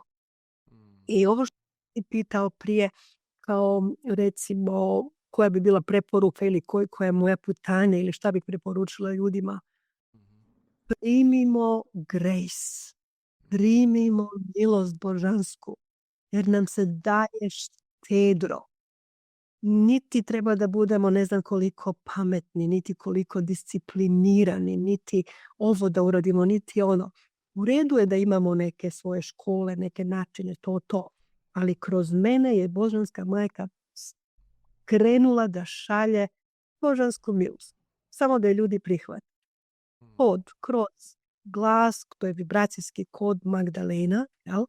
Prije nego bude svetlost, prvo je zvuk, jel? Prvo je reč, dakle primarni kod, koji reprogramira ljude odmah. Koliko vidim, svi koji su krenuli tim putem, ne trebaju im neke silne godine, neke silne discipline, neki ne znam ovakvi ili onakvi načini. Samo prepuštanje božanskoj milosti. I kada ona počinje da teče kroz naš život, mi smo na splavu radosti. Rafter of laughter. Da. Mi smo train of pain. Na engleskom to tako lepo se rimuje. Train, znamo što. Voz. Šta radi voz? Ide tačno određenom stazom. Ni levo ni desno ne može. Mora na vreme. Mora tu da stigne. Mora tamo stigne. Vuče sve one silne. Ta lokomotiva. To je putanja koju su mnogi ljudi imali. Od početka, kad se rode, njima je put trasiran do kraja. Zašto živeti tako? Zašto gubiti vreme živeti na takav način? A kad se ne pustimo božanskoj milosti, onda smo na splavu smeha, the rafter of laughter. Onda nas kosmička reka, Shakti River, vodi. Mi uživamo na splavu, samo gledamo gde nas je povela, šta je sad ovo, nešto novo, nešto treće, šta je sljedeće na mom putu, šta je moja ekspresija, šta su moji talenti, zašto sam ovdje na ovoj planeti. I kad počnemo živjeti taj autentični život, onda smo zdravi, pravi, vrcavi i tako dalje. Velike kosmičke promjene ne računam da je to problem, to samo treba udisati i odraditi, pustiti, spustiti, dopustiti, jer nikad našim fizičkim telima nije lako. I naša fizička tela su morala da funkcionišu ovdje na ovoj planeti, a da se nose sa velikim energijama. Ponekad imam osjećaj kao da su to, ne znam, volti elektrike koje prolaze kroz nas. Ponekad su to magnetna polja. ponekad uđe ono direktno u svest i onda samo kaže mir. Nema mrdanja ni levo ni desno. Mi smo bolesni, mi smo u tranziciji i nastavljamo to i onda možemo pomoći i drugima. Da, naravno. Možda sada na tom polju kažemo nešto i o meditaciji, recimo gotovo imaš nekakva iskustva i ja imam nekakva iskustva nekih hipnih ozdravljenja od nekih stvari kad se povežemo sa virom, recimo i onda idemo u tu anandu, ne, kako kažemo, u blaženstvo i onda dođe do tih, kako kažeš, hipnih promjena u tijelu i da se tijelo recimo iscijeli od nečega, pa možda nas vodiš na kratko kroz neki kratak proces, recimo sa Kuan Ma, da se povežemo sa to božanskom majkom. Možda sad mi je došlo nekako da, jer smo sad sat i po, pa da imamo nekih 50 maks minuta, neke vođene meditacije kako god, pa da nam recimo zdemonstriraš kako na nekim retritima recimo to radite i možda da se povežemo onda na tu temu još retrita i tako dalje. Da. A evo vidim ovdje sada slike sa nekih gradova prošle godine, pretprošle godine. Jedan je bio naš najmlađi član koji se pojavio na našem radu. Od mjeseci divna beba. Sigurno fotografije našeg najstarijeg člana koji ima 80 godina na retritu u Makedoniji. Onda ako je želja da odradimo nešto malo, onda bih od toga govorila malo više o retritima i o tome šta nam dolazi na ovoj balkanskoj misiji. Da, jer je to moreni poziv. Evo nam je najmanja beba. I onda idemo još na pitanja. Ako ima neko pitanje, možete sada napisati, pa ćemo onda na kraju odgovoriti. Imamo i neke komentare, pa ću ih onda nakon toga malo pročitati, da malo uključimo naše općinstvo. Ne? Da, svakako. Super. Onda ovako, da uradimo jedno ulaženje u polje kvan, koje je zapravo najjača, najdivnija meditacija, koju tako možemo nazvati. Radit ćemo jednu fazu toga, što je korisno svima. Kvan meditacije ili ulaženje u polje kvan se nalazi na našem web sajtu, pa ljudi koji hoće da to rade u budućnosti. Tehnik će dati ove linkove od web sajta u chatove sve, pa će ljudi moći te naći. Svakako. Onda ajde da uradimo ovo, pa ćemo onda malo pozvati ljude za ovo što se događa na Balkanu ove godine, pa da se uigramo oko toga ko je pozvan, ko je spreman. Opustimo se sada na svom mjestu.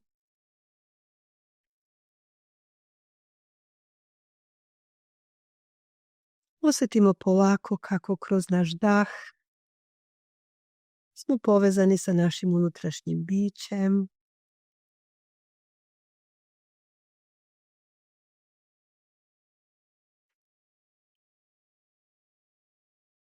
I osjetite kako je sa vama, sa nama Božanska majka, izvor svega, naš primarni kreator. Možda je doživimo kao biće koje stoji iza nas, je stavila ruke nežno na naša ramena, ekspandira.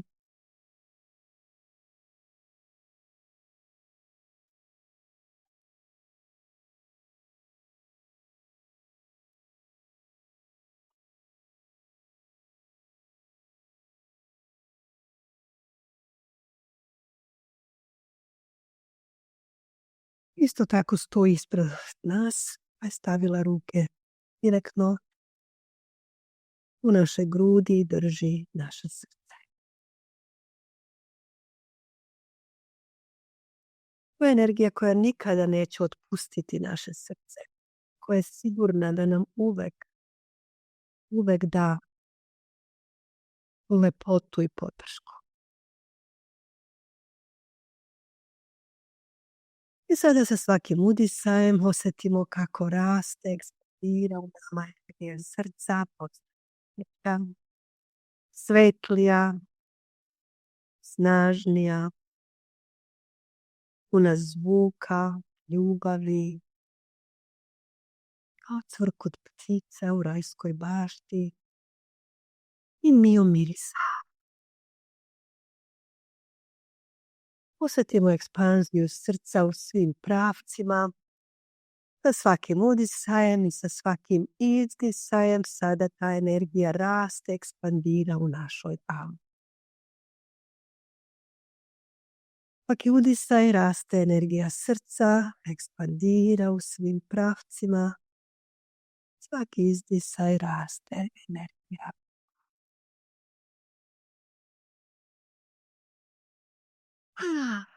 Osjetimo to čarobno postojanje u ekspanziji.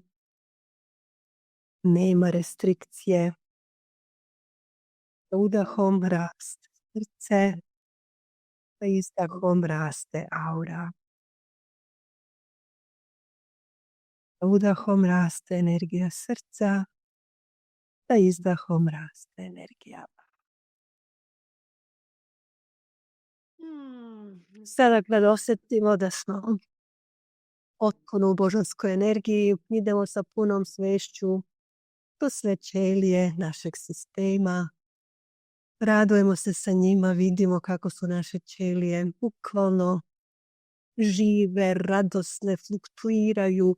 Energije su ovdje snažne, precizne, magnetne. Svaka ćelija zna šta radi, svaka ćelija daje sebe celini i prima od cele celine. Pozdravimo naše ćelije. Zahvalimo im se na njihovoj ulozi u našim životima. I sada sa svešću ulazimo dalje, dublje, šire u polja kreacije. Ulazimo u molekularno polje.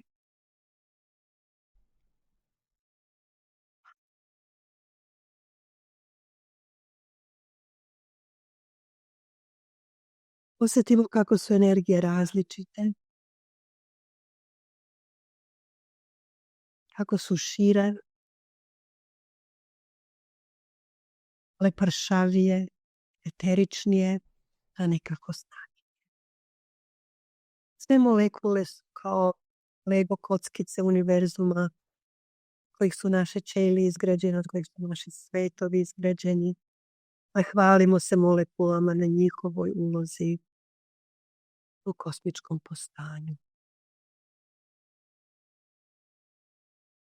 Dublje i šire ulazimo sada u atomsku zonu i na naše veliko iznenađenje vidimo da smo satkani od prostranstva.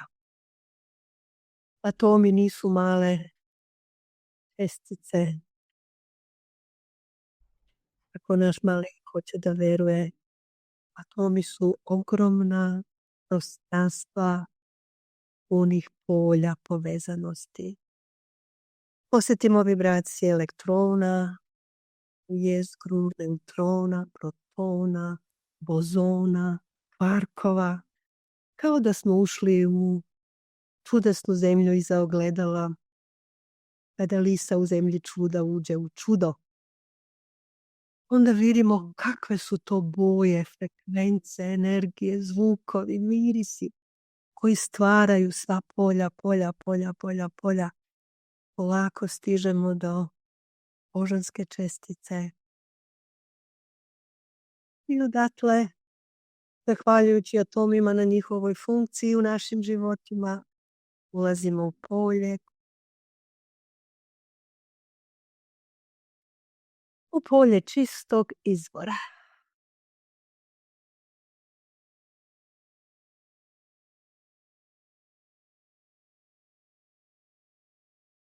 U ovom polju se možemo potpuno odmoriti. To je polje čiste, bezuslovne ljubavi.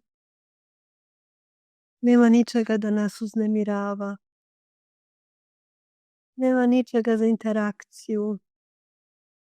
Samo predivno, lagano postojanje. Postojanje u miru nebeskom. Istovremeno predivan osjećaj šta ćemo kreirati sa lepe. osjećaj radosti, anticipacije naše nove kreacije. Dihotomija duše. Mir i radost u isto vrijeme.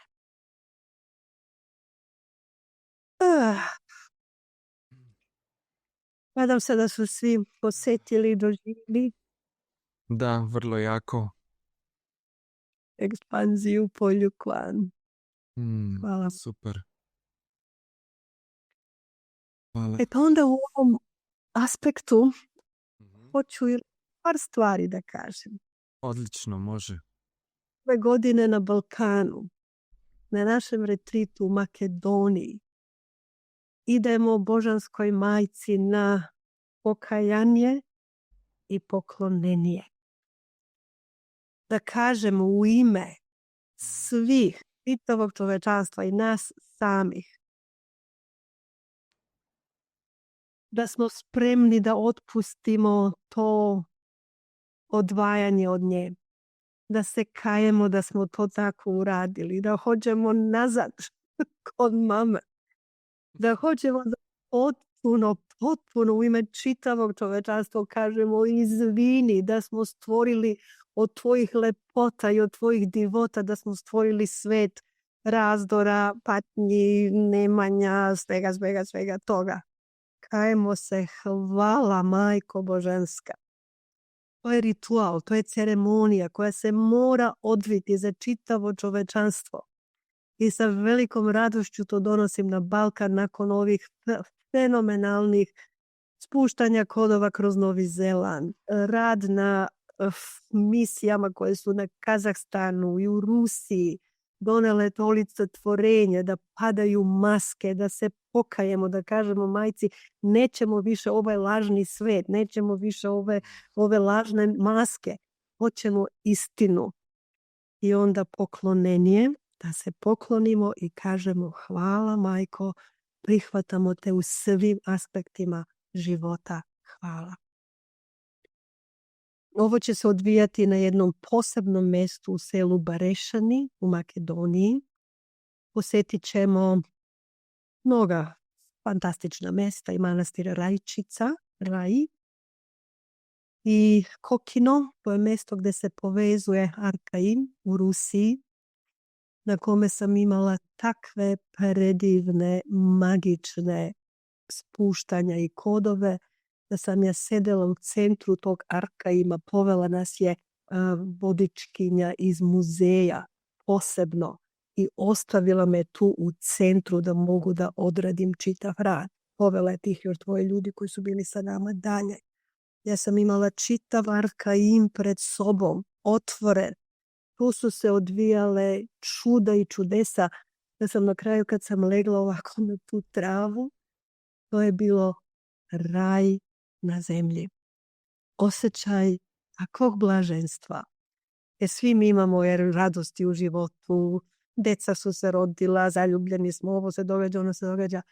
Ali ovaj osjećaj najdubljeg, punog blagostanja, imanja svega, duboke radosti, duboke satisfakcije, to je ono što pripada ljudskoj rasi, a nismo imali do sada. Spustio se kod. I sad ćemo taj kod preneti na Balkan, kod Kokino, dakle samo ovako najavljujem tu i tamo. Biće jedna ceremonija u Visokom 18. Oktobra. Dakle, prvo ćemo imati retrit u septembru, to je između 12. i 18. tih 6 magičnih dana u Magedon zoni. I onda idemo sa čitavim isceljenjem Balkana na Visokom, u piramidama. Ići ćemo prvo na Steča koji smo kratko vidjeli ovdje na ovim fotografijama. Jer na Arkaimu veliki predivni šaman je rekao, mi znamo značaj Balkana. To je nosioc belog zakona. Beli kon.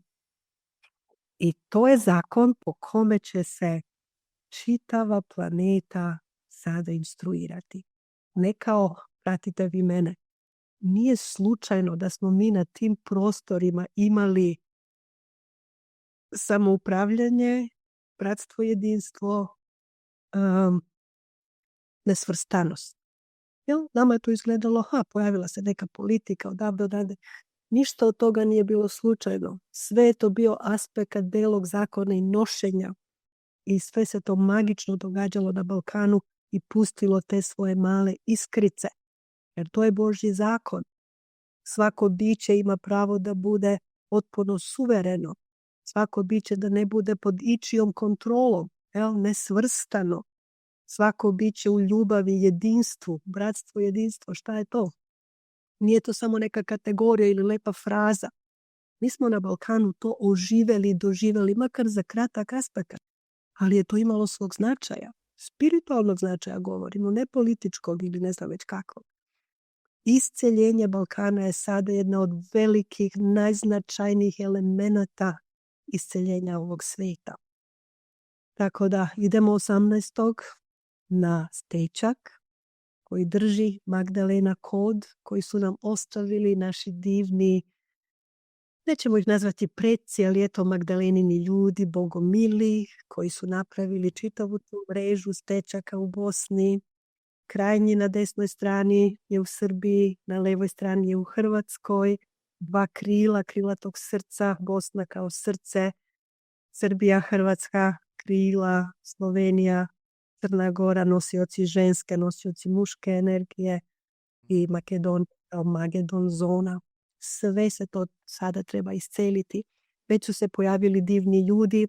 Toga dana bit će preko Zooma povezani sa nama Slavko Matanović sa velikom grupom iscelitelja iz Bugarske se povezuje. Onda imamo iz Triglava konekciju s Slovenijom, Magedon, liniju Osku, Antarktika, Arktika držat će grupa u Čileu i grupa u Kanadi. I ovdje na Zelandu bit će isto naša predivna Puava u centru Šarda. Oni će isto tako držati energiju i raditi kriz-kroz isceljenja. I onda pridružuju nam se i šamani sa arkaima u Rusiji.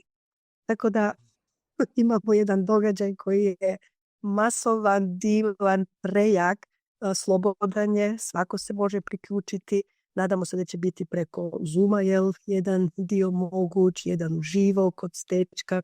Ko hoće da dođe, ko osjeti tu želju da bude instrument isceljenja čitavog čovečanstva, ali mi radimo ono što je nama dato i zadato, to je isceljenje Balkana. Da ponovo krila zatrepere, velepršaju i podignu. I onda naravno svi aspekti antarktičke misije. To što je bilo u Kazahstanu i Rusiji, evo nemamo vremena danas, neću ni počinjati, samo reći da je bila jedna čarobna, magična čarolija. Dorihana, samo ću tu reći, Dorihana. A ostatak ćemo objasniti kako idemo.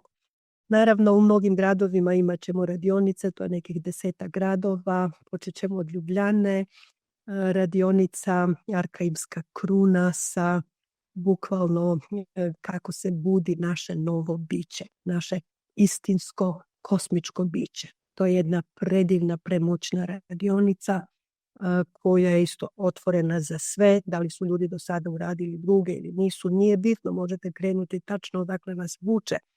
Dakle, to će biti u Sloveniji, ali u Kopru ćemo imati isto i radionicu Arkaimska strela. Dakle, Arkaimska strela je jedna magična tehnologija. Kad iscelimo sebe, onda počnemo isceljivati i budućnost čovečanstva. Jer čovečanstvo je odapelo razne strele koje ne nose najveći aspekt sreće i lepote. Tako da se to mora isceliti. Svi to moraju skloniti, neutralisati. Velika tehnologija neutralizacije isto tako ponovo data na planeti. Tako da ovo su nekoliko tehnologija svesti koje bih preporučila apsolutno svima. Arkaimska zvezda, Arkaimska strela, Arkaimska kruna i propratne radionice Reiki 888. Isceli svoj život i buđenje, aktiviši svoje unutrašnje biće, svoje istinsko biće. Tako da bit će mnogo divota uživo koje će biti ponuđeni nakon Slovenije idemo Rijeka, Zagreb, pa onda je Makedonija retreat, pa onda Crna Gora, Beograd, Bosna, tako da ovaj put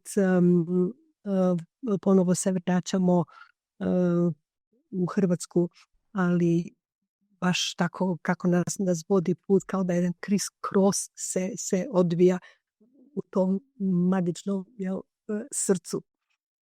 Tako da, eto, idemo jedno sa drugim, pletemo dalje tu novu budućnost, radimo, isceljujemo, tako da to nam dolazi na Balkan ove sezone od sredine negde avgusta pa do kraja oktobra.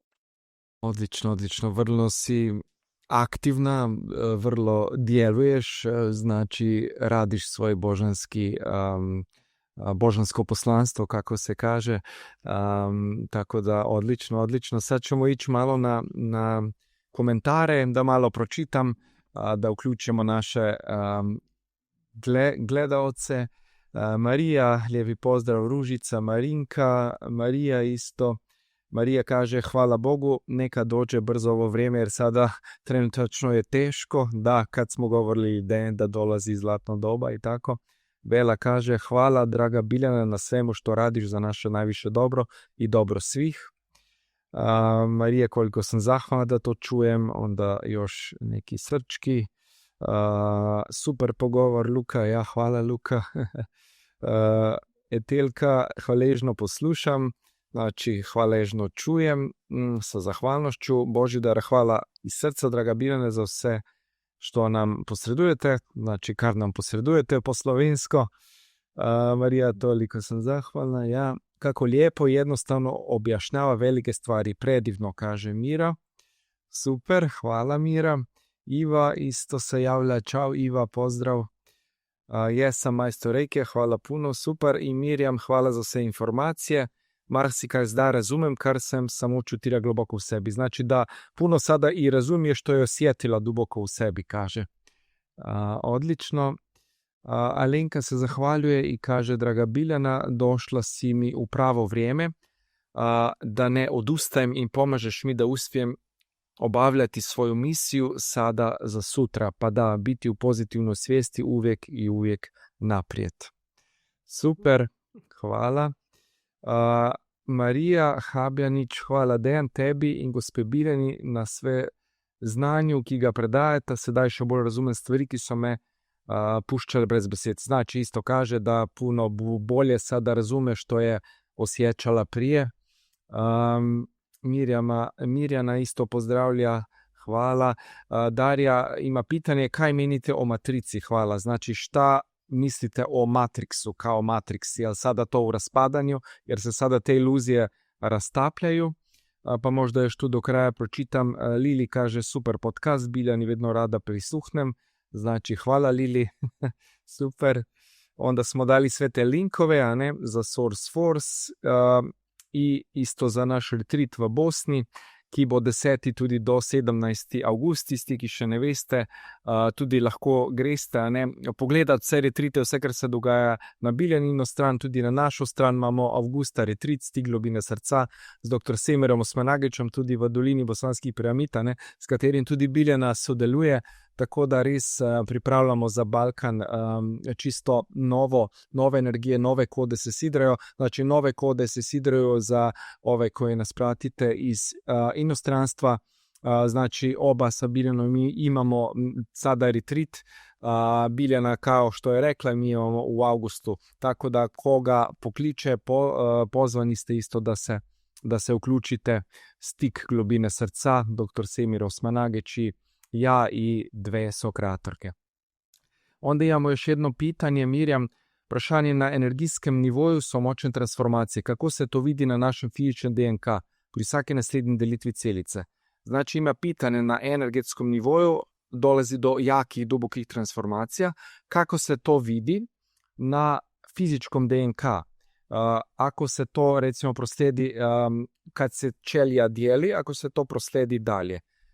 Ona se zahvaljuje, znači Matrix i ovo pitanje sad. Marija isto kaže da meni su ušle suze, hvala vam.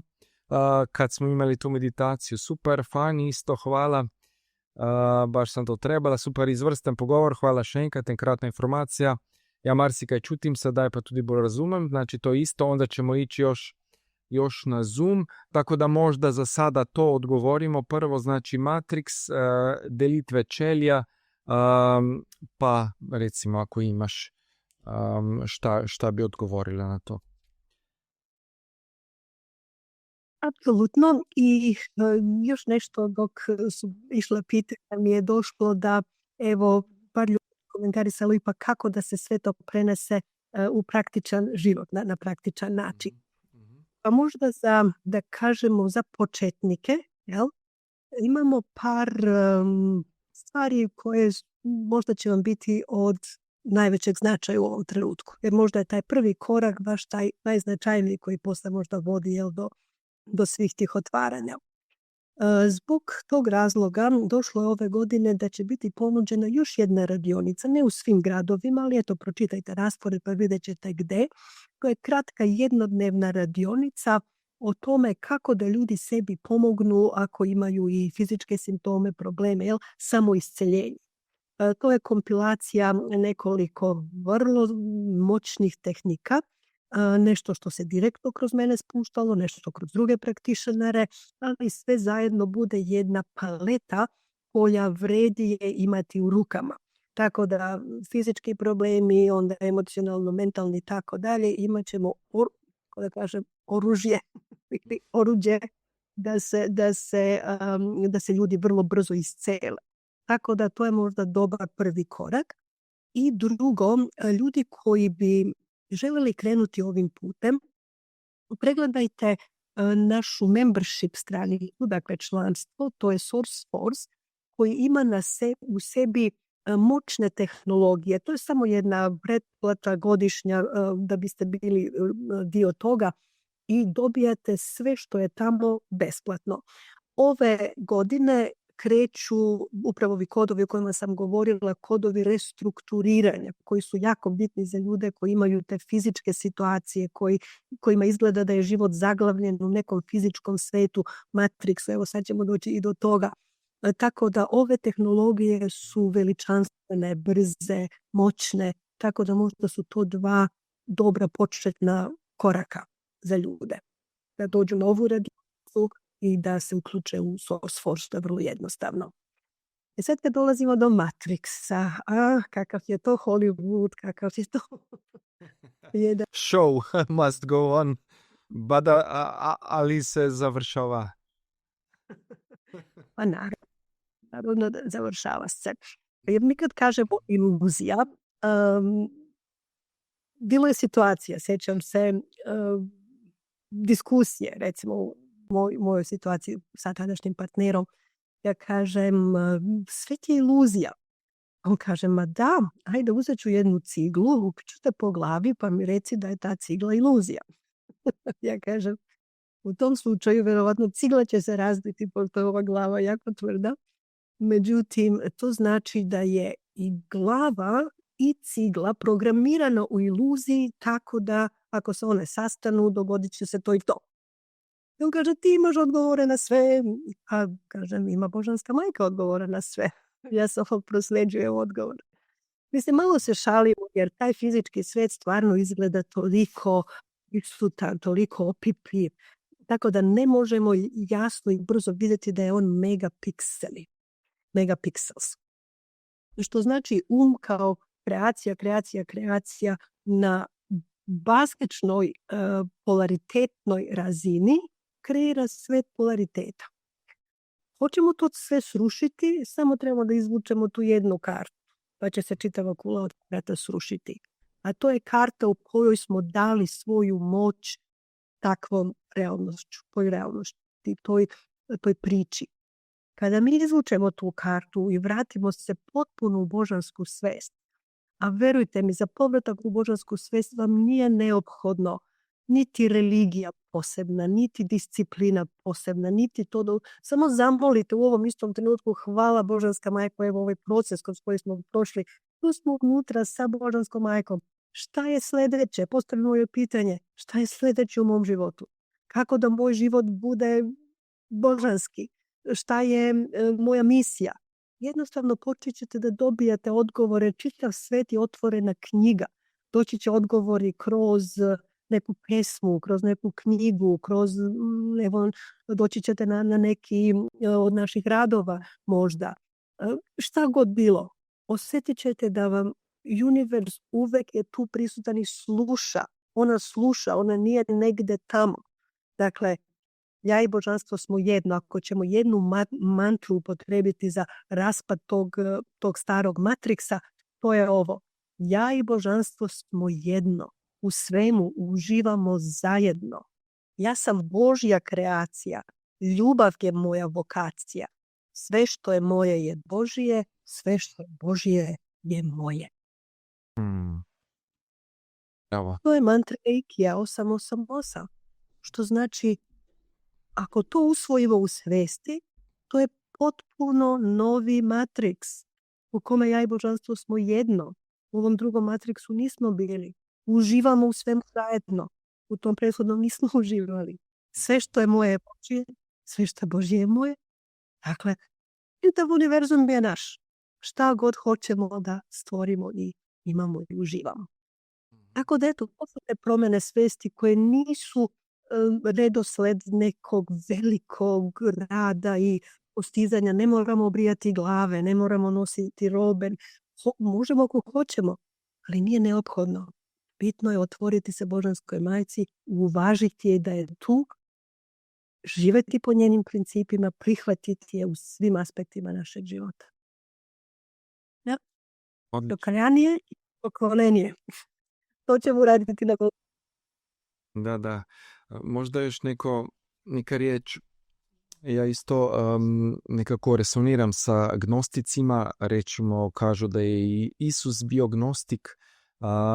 Oni kažu da ima taj demiurg, taj lažni bog i onda taj pravi bog koji je iza toga. Recimo, možda kako ti osjećaš tu stvari, te arkone i sve te energije koje su nam vladali do sad u tom starom matriksu i kako sada mi preko svog duha, preko spirita se povežemo sa jedinstvenim poljem svijesti po kvantnoj fizici ili izvorom, virom, bezuvjetnom ljubavom, kako god ko želi da kaže, ne?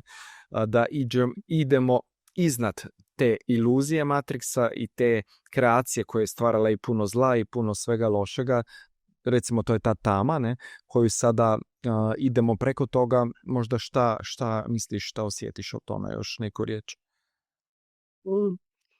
Možda ću vas sve iznenaditi sa jednim specifičnim, vrlo interesantnim aspektom gnostika, koji možda nije tako poznat, ali u globali čitava ta priča dobroga, lošega i tako dalje je podmetnuta našem umu da veruje da je dobro i loše suprotstavljeno jedno drugom, a da su na istoj razini i da su isto tako značajni na polaritetu. Međutim, zlo ne postoji. Dobro postoji, a zlo je samo jedan parazit onome što nazivamo dobro. Jer dobro može postojati samo po sebi, ali zlo ne može postojati samo po sebi. Zlu treba dobro da bi moglo da ga iskvari, pokvari, uništi, uradi nešto, zlo. Tako da zlo i dobro nisu ekvivalenti uopšte. To je tako bitna jedna prva, da kažemo, premisa. Ali sad govoriš o gnosticima. Evo moje iskustvo sa gnosticima kroz rad koji radim na ovoj planeti je jedna duboka povezanost sa božanskom kreatoricom. Kroz gnostike nju zovu Barbelo. Barbelo je ženska energija koja je kreirala sve, kreator bogov. Ona je kreirala i dobre, i loše, i crne, i bele. Baš ono što smo govorili na početku. Mi smo zatražili i ona nam je dala. Dakle, Barbelo kao primarni kreator. Emanacija Barbelo na planeti je Babaji. Babaji koji je aktivisao inkarnaciju avatar Babaji, koji je još na planeti, koji nam svima daje podršku, koji je direktna emanacija Božanske majke. Babaji je došao na zapad u neko doba kao isto Mahavatar Yogananda. Ima mnogo toga, jasno se može tu i tamo vidjeti i poslušati, ali eto, ja hoću nešto pokazati. Od svih tih silnih jogija, jogina, znalaca i tako dalje iz Indije, Babaji i Yogananda su jedini koji nemaju nijedne dlačice na licu. Oni su ambivalentni, kao da su između muške i ženske energije. Jel? Inače nametnula se ta muška energija, što više kose, što više brade, više spiritualnije, veće čalme, spiritualnije i tako dalje. Svi su nasedali i padali negdje nekako na sve te priče i pričice. I sad je jedan aspekt, ja imam jedan modul koji podučavam o tome, pa će biti postavljen i za sve ljude koji hoće da ga urade posebno. Zove se Barbelo i Barbie lutkica. Koja je povezanost između Barbie lutke? Znamo šta je Barbie lutka, je li tako? Koja je došla iz Amerike u 50. godinama. Jedna lepa lutkica sa dugačkom plavom kosom, predivna. Ona se pojavila samo 3 godine nakon je Paramahansa Yogananda preminuo i završio svoju misiju u Americi. Šta je lutka Barbie za čovečanstvo? Prvi put ženska energija koja je nezavisna, koja nije zakačena nekom muškarcu za ruku. Barbie može sve. Ona je doktor, ona je istraživač, ona ide u džunglu, ona vozi džip, ona skija na vodi, skija na planini, naučnik, šta god hoće, Barbie jeste. Da li hvatamo vibraciju? Nikada prije toga, još najmanje u Americi, u nekoj tamo 50. i nekoj godini kad se pojavila Barbie lutkica, to nije bila prototip žene. Žena je bila da lepo izgleda, da ćuti i da obavlja domaćinstvo. Međutim, prvi put se devojčicama novog doba dao prototip da sve možete, da je sve vama otvoreno, da ste emanacija kosmičke božanske energije. Da vam je to malo iznenađujuće, jel? Kako radi na sve interesantne načine. Ako pogledate artističku emanaciju Barbelo kao, da kažemo, kompletnog kreatora, koja je stvorila demibogove, demiurgove i sve dobra i zla, njoj se prepisuje, ona je stvorila demone, ona je, pa naravno da je stvorila sve, ona je stvorila i crno i belo, ali u iluziji to stvorila, zato što smo mi tražili. I sada, fantastičan način kako se ta božanska kosmička ženska energija restaurira na planeti. Koliko je devojčica dobilo tu vibraciju kroz svoju lutkicu Barbie u toku tih godina 60-ih, 70-ih, 80-ih, pa evo i do dan danas. Vidimo kako božanska majka radi, fantastično. Vrlo zanimljivo, da. Tu bi mogli još koji sat o tome, ali nemamo toliko vremena. Mogli bi, ali mislim da smo ostali jedno pitanje dužni, a to je bilo nešto u vezi sa genetikom. Da, recimo ako su te moćne transformacije, kako se to vidi na našem fizičkom DNK i ako se to proslijedi na dalje kad se ćelija dijeli. O epigenetika puno o tome sada znamo, ne? Tako je. Ali znamo i ne znamo. Kada je prvi put otkrivena DNK, 62. godine, čini mi se da su Watson i Crick dobili Nobelovu nagradu. Da, 53. da. 53. je otkrivena, onda 62. je Nobelova nagrada. Mada je tu jedna špekulacija da su oni malo pozimili taj, da kažemo, primarni rad od jedne njihove saradnice koja kasnije nije nikada dobila isti tretman kao pronalazač. Manje bitno, čovečanstvo konačno saznaje da se u ćelijama nalazi neko interesantno čudo koje se zove DNK, čak kako se rekombinira i kako ta genetika radi. Šta je bila prvi zaključak njihovog rada?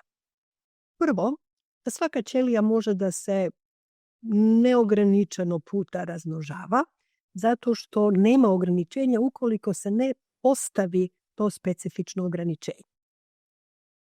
Znači, kod starenja, kod stopiranja regeneracije je bio naknadno postavljen čovečanstvu, a ne primarno kao primarni kod.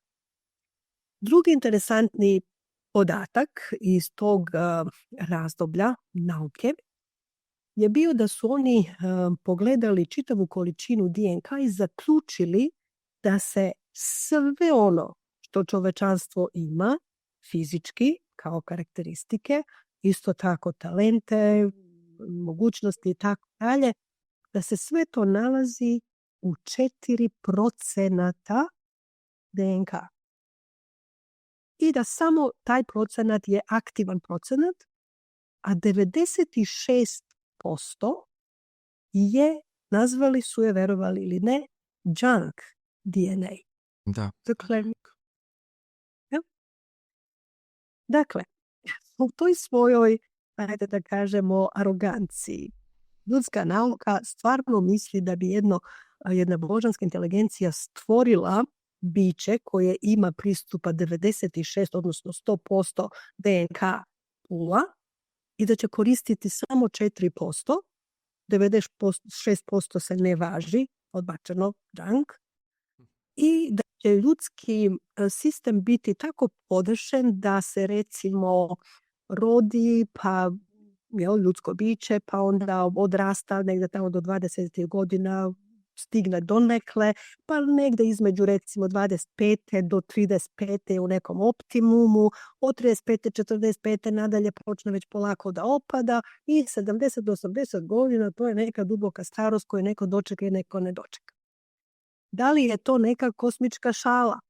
Je to neka kosmička zafrkancija? Je bi božansko biće ikada stvorilo nešto takvo? Ja mislim Govorimo da ne. Sigurno ne. Jel? Ta limitacija koju smo mi uspeli da od primarne božanske kreacije da je mi toliko suzimo, nas uvažavaju u visokim kosmičkim svesnim sferama kao da smo masteri limitacije. Bravo čovečanstvo, vi ste uspeli toliko da limitirate nešto beskonačno i beskreno i bezvremeno. Uspeli ste da ga strpate u nekova. Tako da se malo smejuckamo. Tako da to što naša genetika može da uradi sa novom svešću, ono što smo govorili u Lemuriji, mi smo to još imali. Direktno svest utiče na genetiku i vi se možete pojaviti u ovom trenutku u različitim fizičkim oblicima.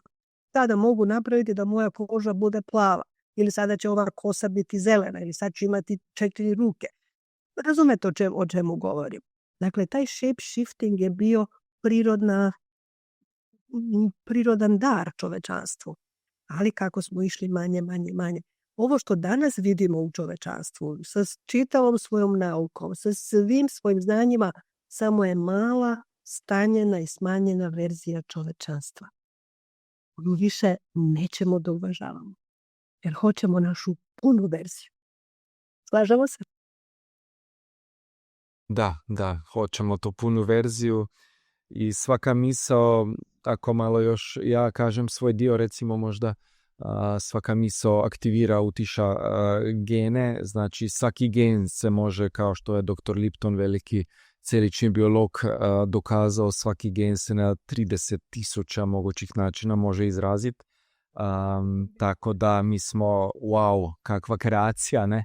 I svaka misao, svaka emocija, sve što doživimo utječe da se, recimo, onda mi mijenjamo na epigenetskom nivou, da se izraženje tih genova mijenja, tako da kako mi dižemo svijest, kako mi rastemo duhovno, kako se te novi kodovi, recimo, spuštaju dole, to više se nam aktiviraju te potencijali što su kao speće. Neki kažu imamo više 12, neki kažu 24 tih, da nije, da je taj helix dupli je samo fizička osnova, onda imamo više tih duhovnih DNK-a, o tome bi isto mogli puno još pričati i sada se aktiviraju ti potencijali za duhovno buđenje nas kao duhovnih bića.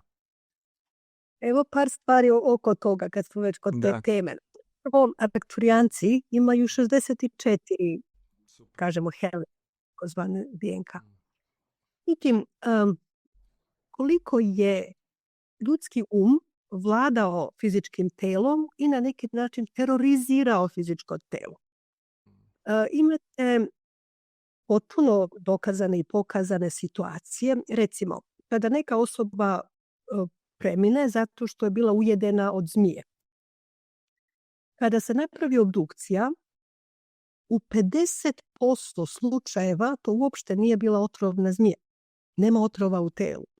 Ali je telo promptno zatvorilo se zato što je naredio gotovo ujed otrovne zmije, gotovo, kraj. Ili ako se napravi eksperiment pod hipnozom, sugerisano je ljudima, evo sad ćemo vas dodirnuti ovde sa cigaretom. A dodirnu ih sa, recimo, olovkom. Osoba se trgne od bola i onda telo na tom mestu razvije plik, crveni plik, kao da je upravo bio dodirnut sa cigaretom. Dakle, kad vidimo kako taj mali koji se izvukao od božanskog može da deluje na telo i non stop deluje na telo, onda vidimo kako su prouzročeni svi problemi, sve bolesti, sve situacije i tako dalje. A onda kada se vratimo u punu svest, onda puna svest samo formuliše božansko telo, božanski način života, božanski poredak. Zato sada čovečanstvu vraćanje na punu svest, zašto kažemo svest je primarna, svest sve isceljuje. Povratak božanskoj svesti, božanskom zakonu, božanskom poretku rešava sve probleme koje čovečanstvo imalo u prethodnoj civilizaciji. Divno, zar ne? Odlično. Ok, idemo još na pitanja. Samo malo na Zoom, pogledam chat. Sve su pozdravi, super, to nećemo da čitamo. Eli samo rekla da kraj svih budaleština, aplauz, povratak istini. Onda Slađana kaže, Arkeimsku zvezdu sam stavila u svoj solarni pleksus, imala sam 4 meseca čišćenje, znala sam da je alergija čišćenje, radovala sam se transformaciji i transcendenciji svog fizičkog, hemijskog i emocionalnog tela i omogućila samoregulaciju koja je dovela do homeostaze. Super. Hvala dragoj Biljani, hvala svim divnim ljudima sa kojima sam u polju blaženi svi i večni bili iz srca i zagrljaj. Odlično. Super, i kaže dobijam divne poklone od Božanske majke. Hvala.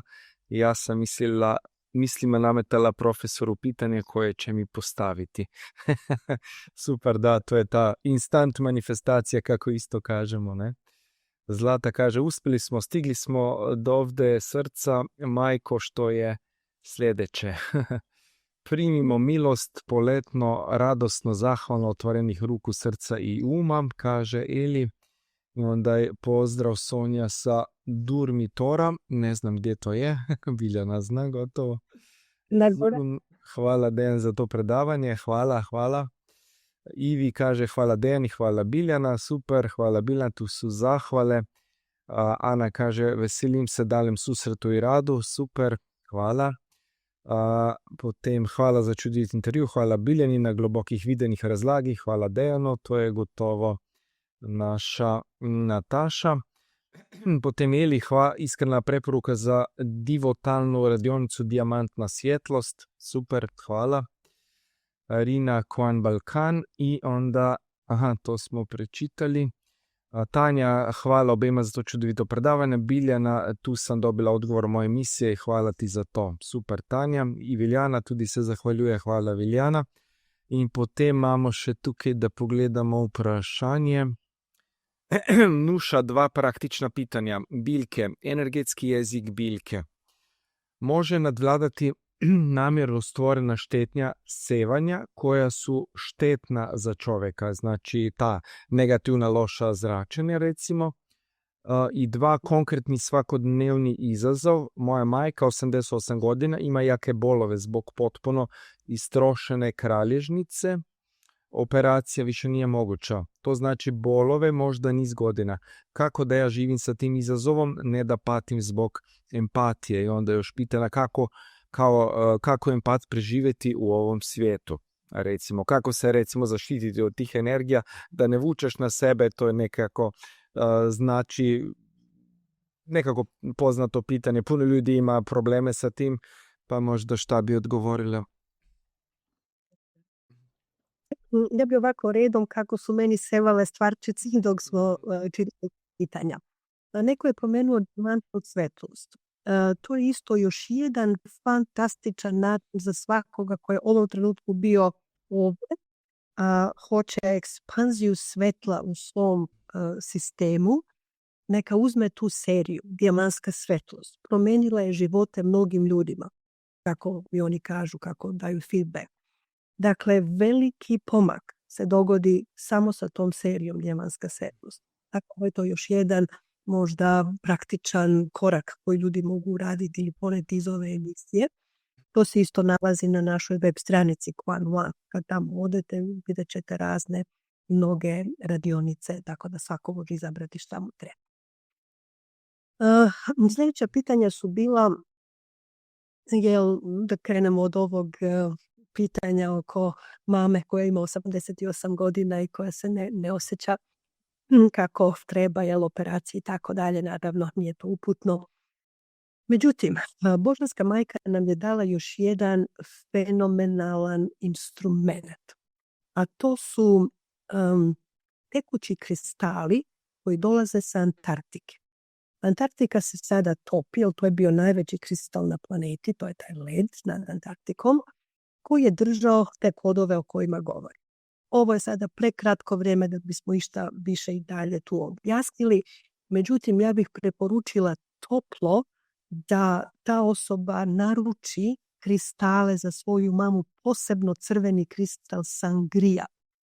Jer kako su se kristali pojavili? A oni su napravljeni čisto po božanskim tehnologijama. To se radilo od Zelanda do Antarktike, do Australije, do dalje. Sibira. Međutim, ti kristali koji su dolazili da bi ljudima pomogli da se drže za nove mreže, da stalno dobijaju prohodnost novih planetarnih mreža, odjednom ljudi su počeli da mi govore: meni je kristal iscelio ovo, iscelio mi je rame, iscelio mi je ruku, to rak prostate isceljen, nema više potrebe za operacijom, tako dalje. Dakle, odjednom to samo vraćanje u poredak, u prave kosmičke mreže, kao da ljudima automatski isceljuje razne fizičke probleme. Odnosno probleme, ne samo fizičke. Pa bih ja toplo preporučila, a evo sad se razmišljam, pošto je to divna mama u 88. godini, ja bih željela da joj poklonim taj kristal. Pa onda neka se javi najbližim... neki mail možda? Da, to su ljudi u raznim delovima Balkana koji su zastupnici za kristale. Ne znam, ali možda možemo i to objaviti negde, da je ne ovako javno za ljude, ili neka se obrate mailom pa ćemo im se javiti, ili neka od drugih naših kvanaca i tako. Tako da, eto, neka bude jedan poklon od nas. Za 88 je poseban broj za mamu koja je stigla do ove faze. Naravno, i drugi kristali su jaki i bitni, ali mislim da je ovaj sada njoj potreban i možda jednostavno samo splasne taj bol i učini je da bude povezana, da bude happy. Odlično. Tako da je to. A pitanje je kako... Može nadvladati stvorene štetne sevanja koje su štetne za čovjeka, kao biljke, energetski jezik biljke, ako može to štetiti. Ja. Biljke su magična tehnologija, ali ako se više traži zaštita od tih starih mreža i nepodesnih zračenja, onda bih opet preporučila kristale. I toj osobi koja to pitanje postavlja. je primeniti sebi.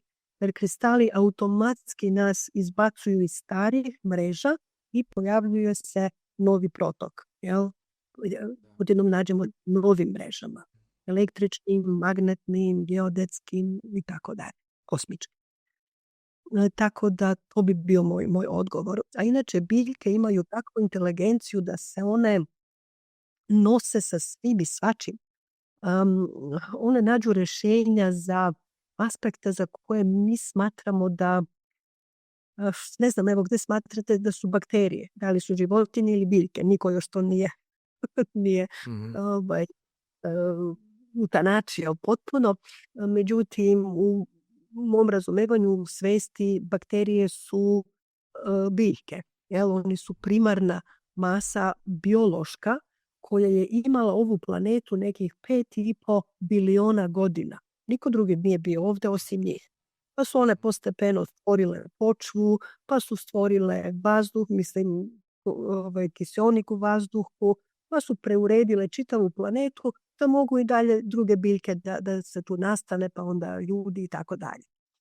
I do dan danas biljni koren treba bakterije koje fiksiraju nitrogen, azot, nitrogen iz vazduha, jer nikako drugačije ga nijedna druga forma ne može iskoristiti, samo kroz te bakterijice. Dakle, to je jedna inteligencija. Mi smo govorili šta će biti sa plastikom. Plastika stajaće na planeti hiljadama godina, ne da se uništiti. Evo, već se pojavljuju studije u kojima se nalaze bakterije koje jedu plastiku i transformišu plastiku. Dakle, planeta je inteligentno biće. Biljke su božanska inteligencija u akciji. Dakle, sve one imaju i mogu pomoći sa svim, uključujući i zračenje i tako dalje. Odlično. Tu je još, Alenka kaže, kristali u bojama su vrlo značajni i pomognu u izliječenju tijela, mora, svih voda, svih biljaka i životinja. Doživjela sam. Super, hvala Alenka. Darja se zahvaljuje za odgovor, sve dobro obema. Marija, srečna, hvala za čudovito predavanje, čudovite energije. Hvala Marija. Tatjana pravi, Dejan, verjamem, da boš ti predstavnik za te 3 kristale, čakam jih že dolgo. Kaže Tatjana, da vjeruje da ću ja biti predstavnik kao za te 3 kristale za Sloveniju, tako da ne znam, možemo se nešto dogovoriti. Marija kaže gdje dobiti te prave kristale, tako da očito ih to baš zanima. Tako da vjerovatno ćemo se mi onda dogovoriti nešto pa da vidimo kako bi mogli to ljudima u Sloveniji brže nekako dostaviti. Tako da. Može biti kroz razne načine, jel? U trenutku za razne zone određene ljude kojima samo jednim telefonskim pozivom i tako može se organizirati. Međutim, uvek je tu svakojaki faktori, pa žao mi ako je neko čekao duže. Oni se mogu pospati sa Zelanda, ali to je duži put, pa zato baš mogućnost. Naravno, svako ko bi želio suradnju i da se što više širi, da dobrota dođe kod mnogih ljudi, apsolutno uvek je dobro došlo. Odlično, eto, ja mislim da smo odgovorili na sva pitanja. Danka kaže pozdrav za oba, vesela sem da je Biljana tvoja gošća. Super, hvala Danka. Odlično. Eto, možda još za zadnjih nekoliko, recimo 15 minuta, još da nećemo biti predugi, ipak šta je ti recimo još što bi možda sama željela ispričati, što još možda nismo spomenuli u toku razgovora, što se ti još čini recimo tisto bitno, ne? Da bi sada još na kraju, pa recimo otprilike šta bi to bilo, pa da čujemo još to. Prije je bilo isto jedno pitanje koje možda nismo onako specifično odgovorili, pa eto da možda zaokružimo sa tim. Radilo se o tome šta da radimo, šta se događa ako osjetimo u sebi da smo božanska bića, da smo pozvani od visoke energije, da smo možda star seeds, jel? Mislim da je baš tako bilo specifičnije pitanje. Šta se onda radi? Jel bi bilo uputno da to odgovorimo? Da, može. Ja mislim da prvo, ako to osjetimo u sebi, ustanimo i odigramo jedan tanc. Radujemo se, skačemo malo i radujemo se da smo uživo svesno osjetili da smo božanska bića i da nas božanska inteligencija poziva u neku vrstu službe. Dakle, to je blagoslov, to je blaženstvo, to je divota.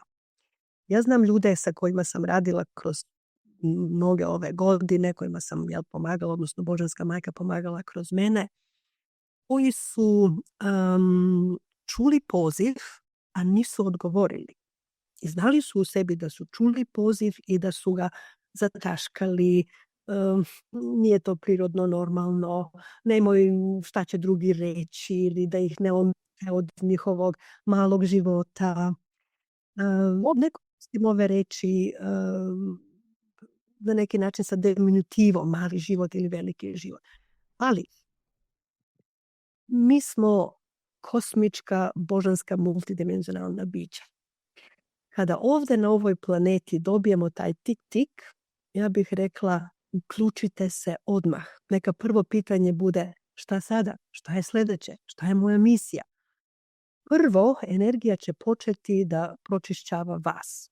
Jer da biste bili dobri za bilo koju misiju ili za bilo koji rad, prvo i najbitnije, najhitnije je brzo, hitno očišćenje.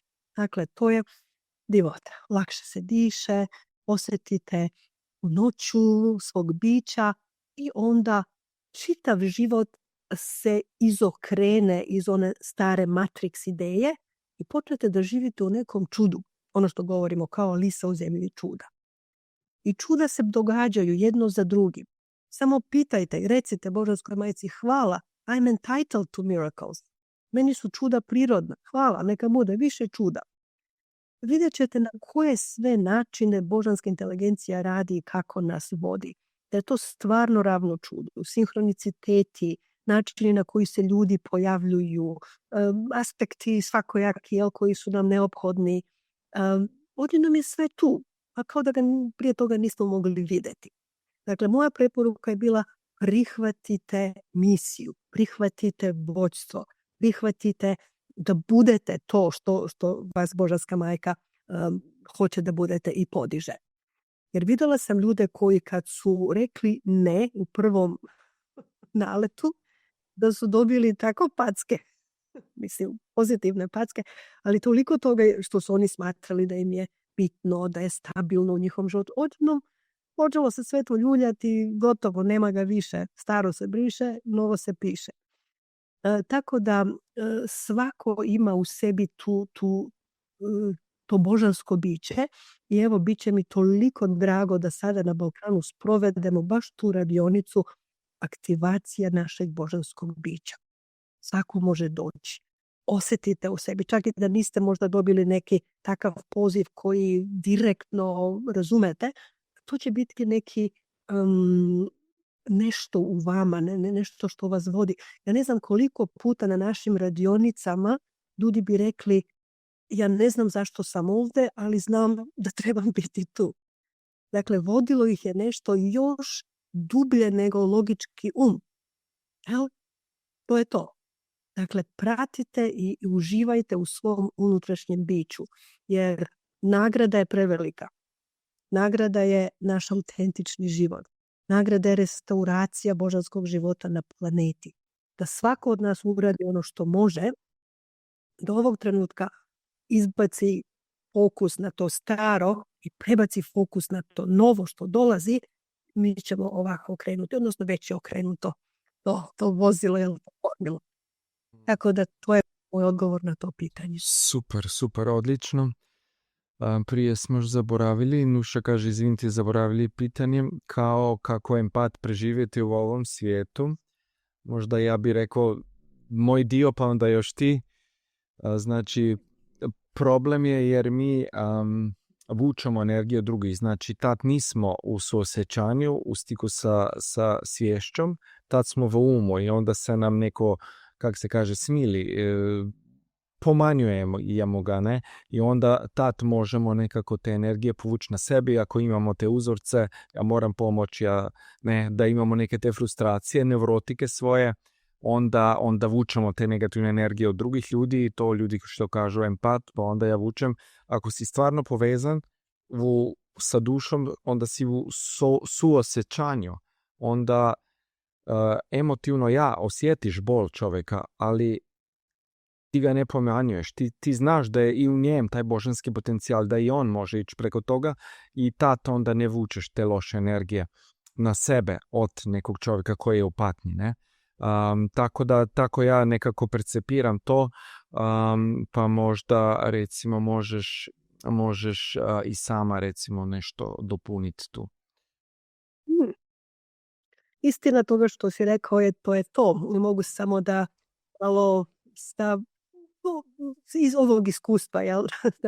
Da možda dopunim ili da se složim sa tim, da pomoć koju mi dajemo nikada ne sme da ide u pravcu da se mi spustimo na nivo vibracije koja se u tom trenutku isceli, nego da se ta osoba podigne na nivo vibracije koju mi držimo. U engleskom imamo reč sympathetic i compassionate. Dakle, sympathetic je patetik. To je patetik pokušaj da se nekome pomogne. Dakle, neko plače, ako mi odemo, vidiš kako pa strašno. Oni sad dvoje plaču. Dakle, dvoje su se srozali na nivo te vibracije, žalosti. Ništa se nije postiglo. A compassion sadrži reč passion. Dakle, pasija. Kad mi imamo u sebi tu toliko veliku želju da pomognemo, Božanska majka će naći način. Dakle, mi vibriramo ovdje i onda će ta osoba da se podigne na tu vibraciju. Prije, kasnije, kroz ovo isceljenje, ono nije bitno. I onda je to pravo isceljenje. I povodom toga, recimo, praktične stvari koje su se meni događalo i ponekad ima recimo, bio je pre nekoliko godina zemljotres ovdje na Zelandu. Mi smo bili navikli da je ovo zemlja, raj, med i mleko, sve je divno. I onda je to došao kao jedan šok. Kao da je odjednom nešto palo, izokrenulo se. I čitava zemlja je bila u šoku. To je mala zemlja, naravno svi, mada to nije bio niti veliki zemljotres po magnitudi, niti po žrtvama i tako, ali je za Novi Zeland bio jedan baš tako šok. I na svim televizijama su bile vesti oko toga. Meni je božanska energija samo ovako rekla. Isključi sve to, prestani, jer ja sam osjetila kako to gledam, kako te vibracije su vrlo jake. Jer sad ćeš uključiti neku komediju, stavi na televiziji nešto smešno i veselo. Kako ćeš držati vibraciju? Ja sam poslušala. U istinu, vibracija komedije, kad neko pomisli da li ova osoba ima i kakav sućut, ljudi tamo pate, ovo se događa. Ja sam znala da je najveća pomoć za sve i za čitavu zemlju da se drži ta visoka vibracija. Eto jedno iskustvo. Odlično. Eto, još su se ljudi aktivirali. Imamo još par stvari. Tatjana kaže, krasno božansko srečanje. Lili, tudi jaz sem dobila zelo zanimiv odgovor na eno moje vprašanje. Hvala obema, lep dan še naprej. I onda Zora, šta znači pročišćenje? Je li to proživljavanje svih strahova i moramo li sve proživiti? Hvala na svemu, mogu vas slušati satima. Znači, moramo kao sve proživiti da bi nešto očistili ili nije nužno? Apsolutno nije nužno. Sad smo došli u ta vremena kada možemo jednostavno otpustiti programe. Ponekad program se pojavi sa tim da ga za kratko vidimo i da se kratko osjeti ili da se vibracijski prođe kroz tijelo, ali znamo da je to isceljenje. Ne pojavljuje se zato da bi se ponovo živelo ili ponovo dogodilo i tako dalje. Jer jednostavno program Kako kažemo, isceljenje na nivou svesti ima velikosežno doseg, do svih nivoa. Tako da nije neophodno da se proživi neka trauma, neka situacija, bilo šta, da bi se iscelila. Ponekad u seansama kad to radimo, jednostavno se čak osobi niti pomene da se sluša božansko vođstvo. Kaže, ovo osobi nije neophodno niti reći, a ona je već otpustila tu veliku traumu. A nekim ljudima je kao dio njihovog isceljenja potrebno da znaju. A neki ljudi potpuno svjesno prolazimo, recimo, kroz digresije i regresije i tako dalje. Ali to je sve brzo. Bitno je samo da se očisti program, da se preda u neutral i onda više ne funkcioniše. Odlično, super, hvala. I onda još tu pogledamo na Zoomu.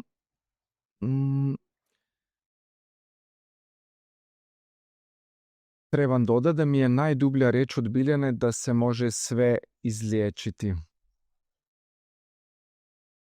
Super, znači nema neizlječljivih bolesti i tako dalje. Nema. Odlično. Ja sam nekad rekao kao postoji samo neizlječljivi ljudi koji ne žele recimo da se izliječe ili imaju neke koristi od te bolesti i tako dalje. Nisu još svjesni do tog nivoa da vole sebe dovoljno da im ne treba bolest. Pa da. Neki još žele da pate, pa šta da radimo, ne? I za ove će doći vrijeme, ja vjerujem da će se povezati sa izvorom više i otvoriti na tu energiju i tako, ne? Pa kvantni skok se događa. Ova, da kažem, vela svesti je na neki način kvantna pojava. Nije nešto što polako penjemo stepenicama, ali se nađemo u tom novom. Ponekad da božanska inteligencija daje jednu interesantnu priču. Kaže, baš sada planeta se nalazi kao oni brodovi koji prolaze kroz Panama kanal. Znamo kako funkcioniše Panamski kanal. Iz jednog mora uđemo u neki prostor i tu se taj jedan kanal puni vodom dok ne dostigne ovaj nivo, pa brod prelazi na taj nivo, pa se onda ponovo puni dok ne dođe do onog, pa se onda prazni dok ne dođe do onog. Dakle, manipuliše se kroz taj prolaz i onda na kraju izlazi u novo more. Potpuno novo more.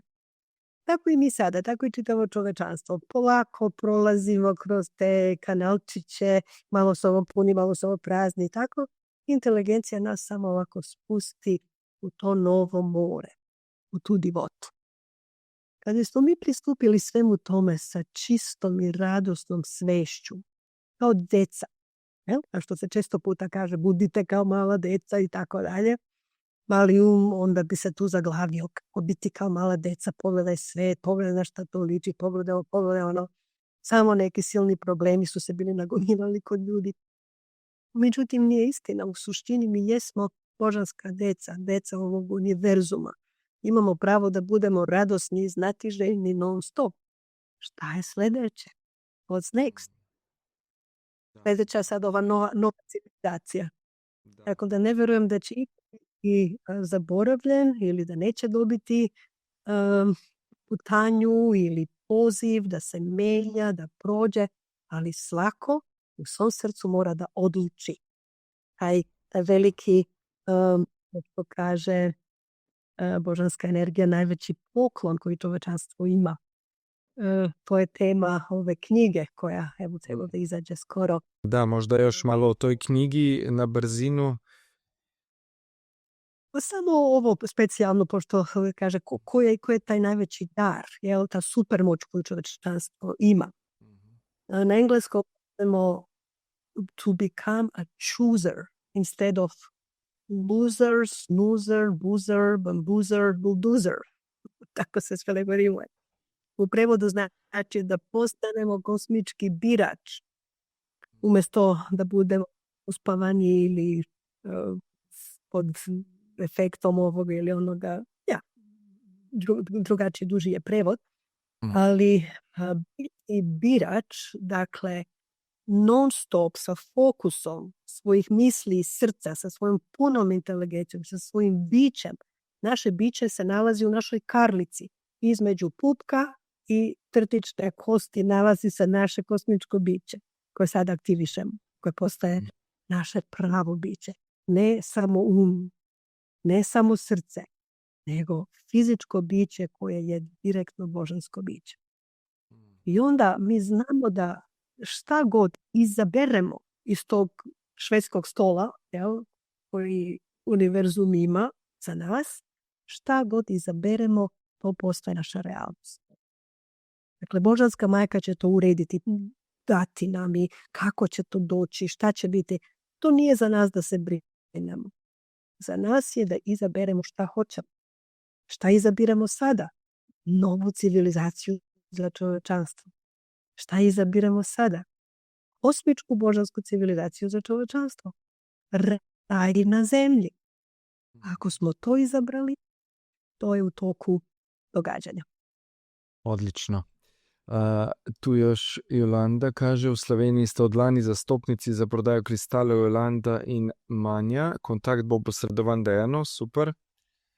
In kristali bodo na voljo tudi po delavnici v Ljubljani od 18.8. dalje, pravi Urša. Nataša, hvala Dejan, hvala Biljana, lepa nedelja Nataša. In pa še eno vprašanje od Marije. Vjerovatno ćemo slično odgovoriti kao za prošlu, znači šta mogu učiniti za oca koji prima kemoterapiju, stari 86 godina i znaš da trpi i da možda će otići, kako obdržati visoku vibraciju. U tom slučaju bih toliko žela da preporučim Reiki. Reiki 888. Ako osjeti osoba u srcu da je to zovi poziv, onda može biti taj prvi konduit isceljenja, jer isceljenje nije uvek samo restaurirati fizičko zdravlje. Ponekad prelazak, Reiki 888 pomaže ljudima sa, da kažemo, bezbolnim prelaskom iz jedne forme u drugu. Tako da to bi bilo nešto prvo što bih preporučila. To je celoviti isceliteljski sistem koji toliko brzo može doneti te rezultate za ljude. I tako se drži ta vibracija. Jer onda ljudi postaju dio kosmičke božanske ruke koja radi kroz njih. Što znači oni su na toj vibraciji, vibracija se non stop održava, vibracija se prenosi na druge i isceljenje je potpuno i moguće. Zavisi šta je, da kažemo, ishod. Opet, nije isceljenje uvek da se osoba vrati u fizički život. Ponekad je upravo to se dogodi, ali ponekad isto da joj se pomogne u toj tranziciji. To isto je jako, jako vredno. Radimo Reiki, hvala vam puno. Ali to je drugačiji Reiki, to je upgrade, ne? Od običnog. Reiki je za ovo doba. Da ga nazovemo Reiki, je još bio u vibraciji, božanstvo je tamo negde gore, čovečanstvo je ovde dole, pa će povući tu energiju, čokurej, iz dole, pa vibracijski vorteks. Međutim, nova vremena iziskuju i novu svest, i nove simbole, i nove aspekte. Tako da, kako god ko osjeća u tom trenutku, ali ovo je razlika između, recimo, starog i novog. Što ne znači stari ne valja, samo ovaj novi je dobar. Znači da smo prešli neku fazu koju je sada božanska inteligencija predala ovaj aspekt, ove nivoje. Super, da, zahvaljuje se Marija puno. Tako da odlično. Još možda za kraj jedno pitanje. Recimo kada bi mogla da prenoseš čovečanstvu jednu ključnu bioinformaciju za unutrašnju transformaciju, šta bi to bilo? Ostaje mi onda samo da ponovim našu čistu božansku mantru.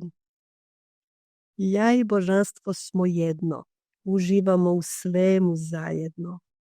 Ja sam Božja kreacija, ljubav je moja vokacija. Sve što je moje je Božje, sve što je Božje je moje. Odlično. Hvala. To mi se... Hvala Bože. Puno. Ako imamo još možda neko pitanje, Sonja kaže hvala, hvaležna, objem vračamo iz studija Ananda in iz Nove Zelandije. Vse uživo. Koliko je sati kod vas sada? 12:52. Skoro 1 iza ponoć. 1, dobro je. Zato smo mi u 12 startali live. Da nekako još, da ne bude usred noći za tebe. Tako da... Bilo prvi put. Super. Eto, Marija kaže srček. Eli u glasu za balkansku misiju postoji ova divna mantra. Da, super. Tatjana, prelepo, hvala.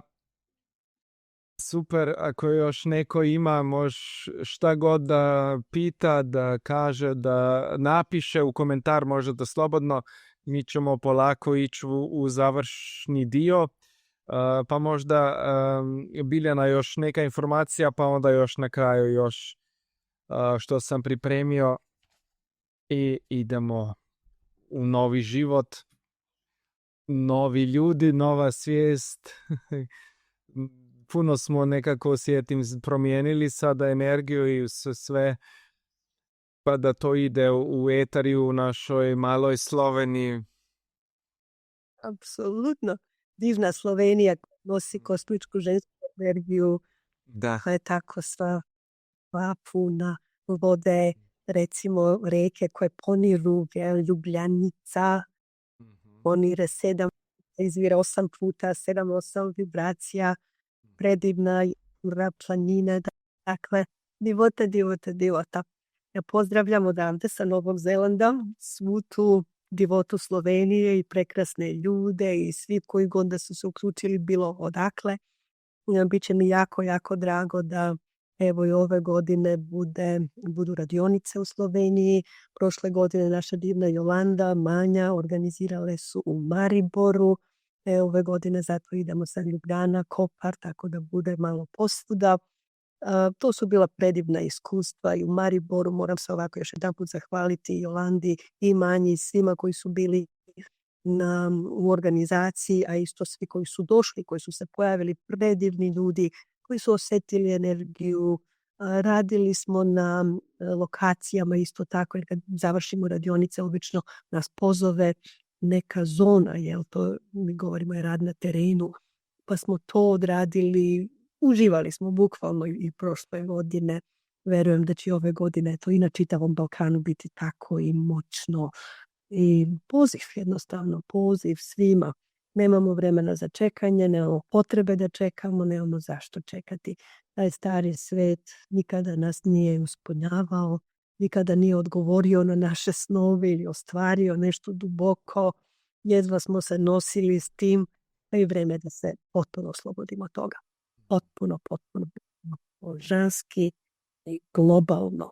I eto da Balkan odradi svoju misiju. Tako je. Nosilac belog zakona, a ja sam jako uzbuđena kako god su se spuštale te stvari, to je bilo sa suzama od divote i od sreće, da će eto biti i u Makedoniji ovaj dio pokajanije, poklonenije. Stvarno kažemo hvala majko, završavamo ovo, hvala majko, počinjemo ovo. Onda to su velike ceremonije, to su rituali, to je nešto što smo bili zaboravili kako se radi, kako se funkcioniše. Tako da eto neka bude za najviše dobro svih.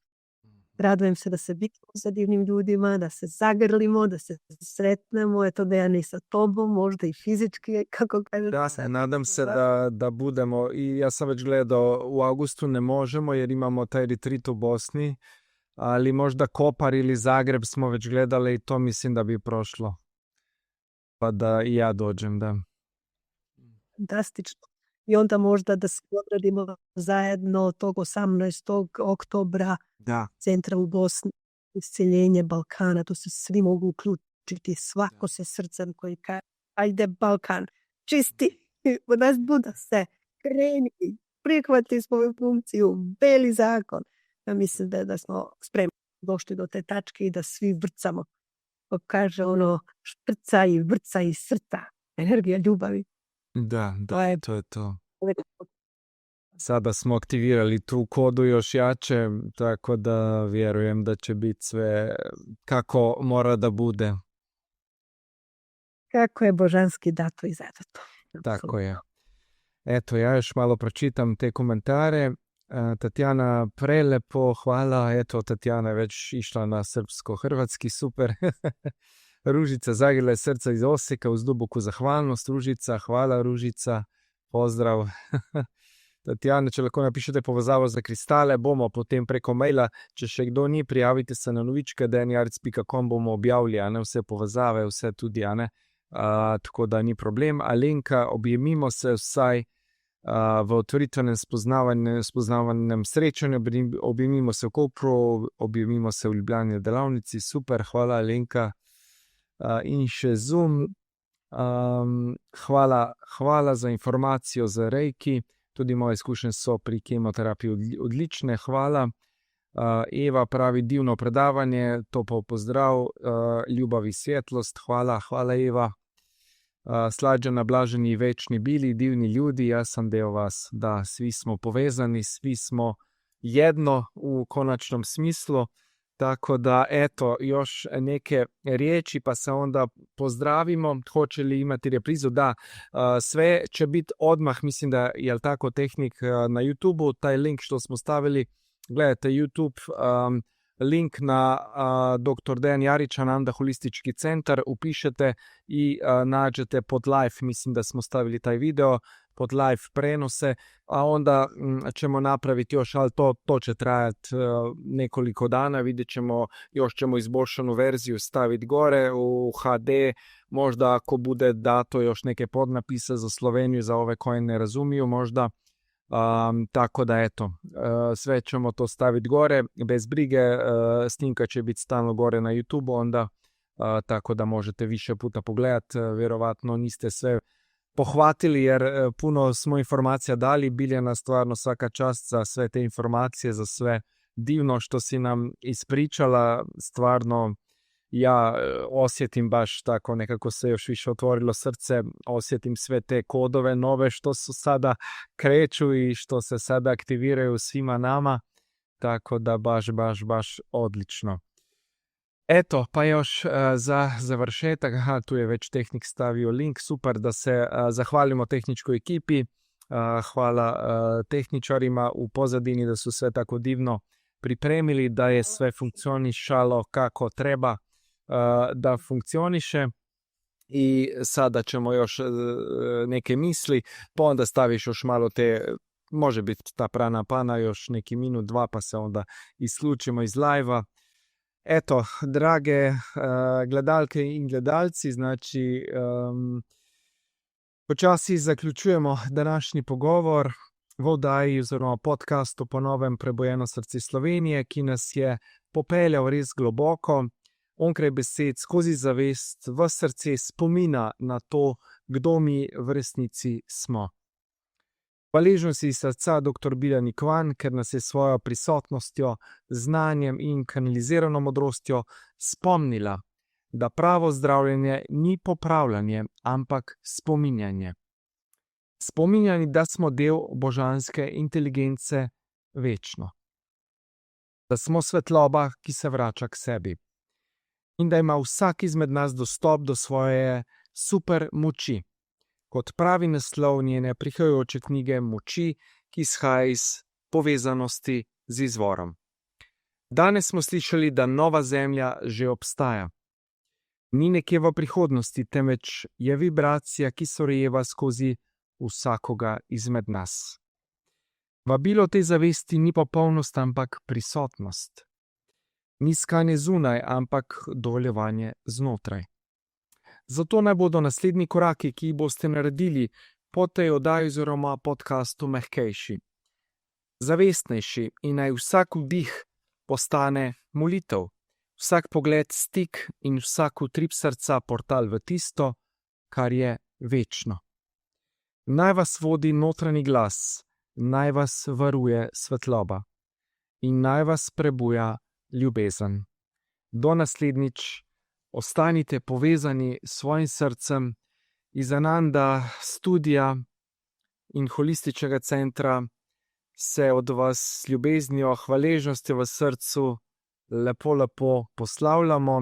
Hvala še enkrat Biljani iz Nove Zelandije, ki se nam je tako srčno, radostno javila. Tukaj še komentarčki dežujejo. Hvala Dejani Biljo, pozdrav iz Beograda. Ja, sposod ste nas spremljali cel Balkan, cela Slovenija.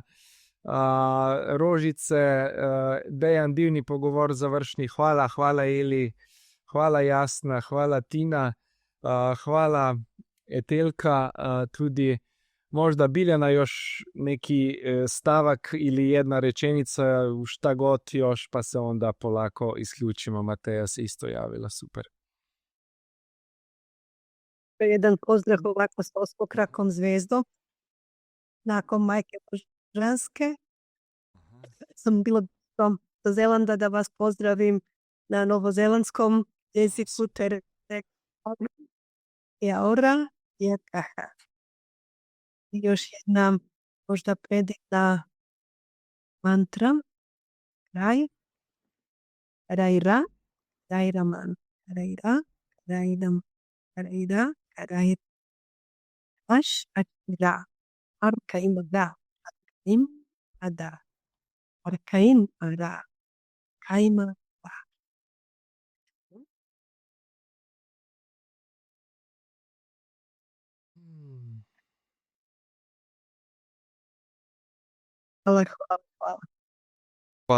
Hvala. Biljana još jednom puno. Pozdrav od Makedonije, hvala Tatjana Deja, hvala do neba, hvala Biljani. To da odlično, res še enkrat hvala, da ste bili z nami vsi v živo in vsi, ki boste poslušali posnetek, javite se s kakšnim komentarjem, kaj lepega napišite. Kajti to je darilo za vse nas, ki delamo za svetlobo. Največje darilo ste vi, vaše dobro počutje, vaše zdravljenje, vaši preboji, ne? To mi vsi govorimo, znači največji dar za sve nas svetloradnike so vaša ozdravljenja, vaši kvantni skokovi na nivoju svijesti, tako da jaz sam baš oduševljen. Svi za sve koji ste to slušali, hvala vam od srca, hvala još jednom Biljani za sve i vidimo se, čujemo se u nekom sljedećem vremenu, u sljedećoj epizodi kad se vam javimo ponovo iz Ananda holističkog centra. Hvala i pozdrav.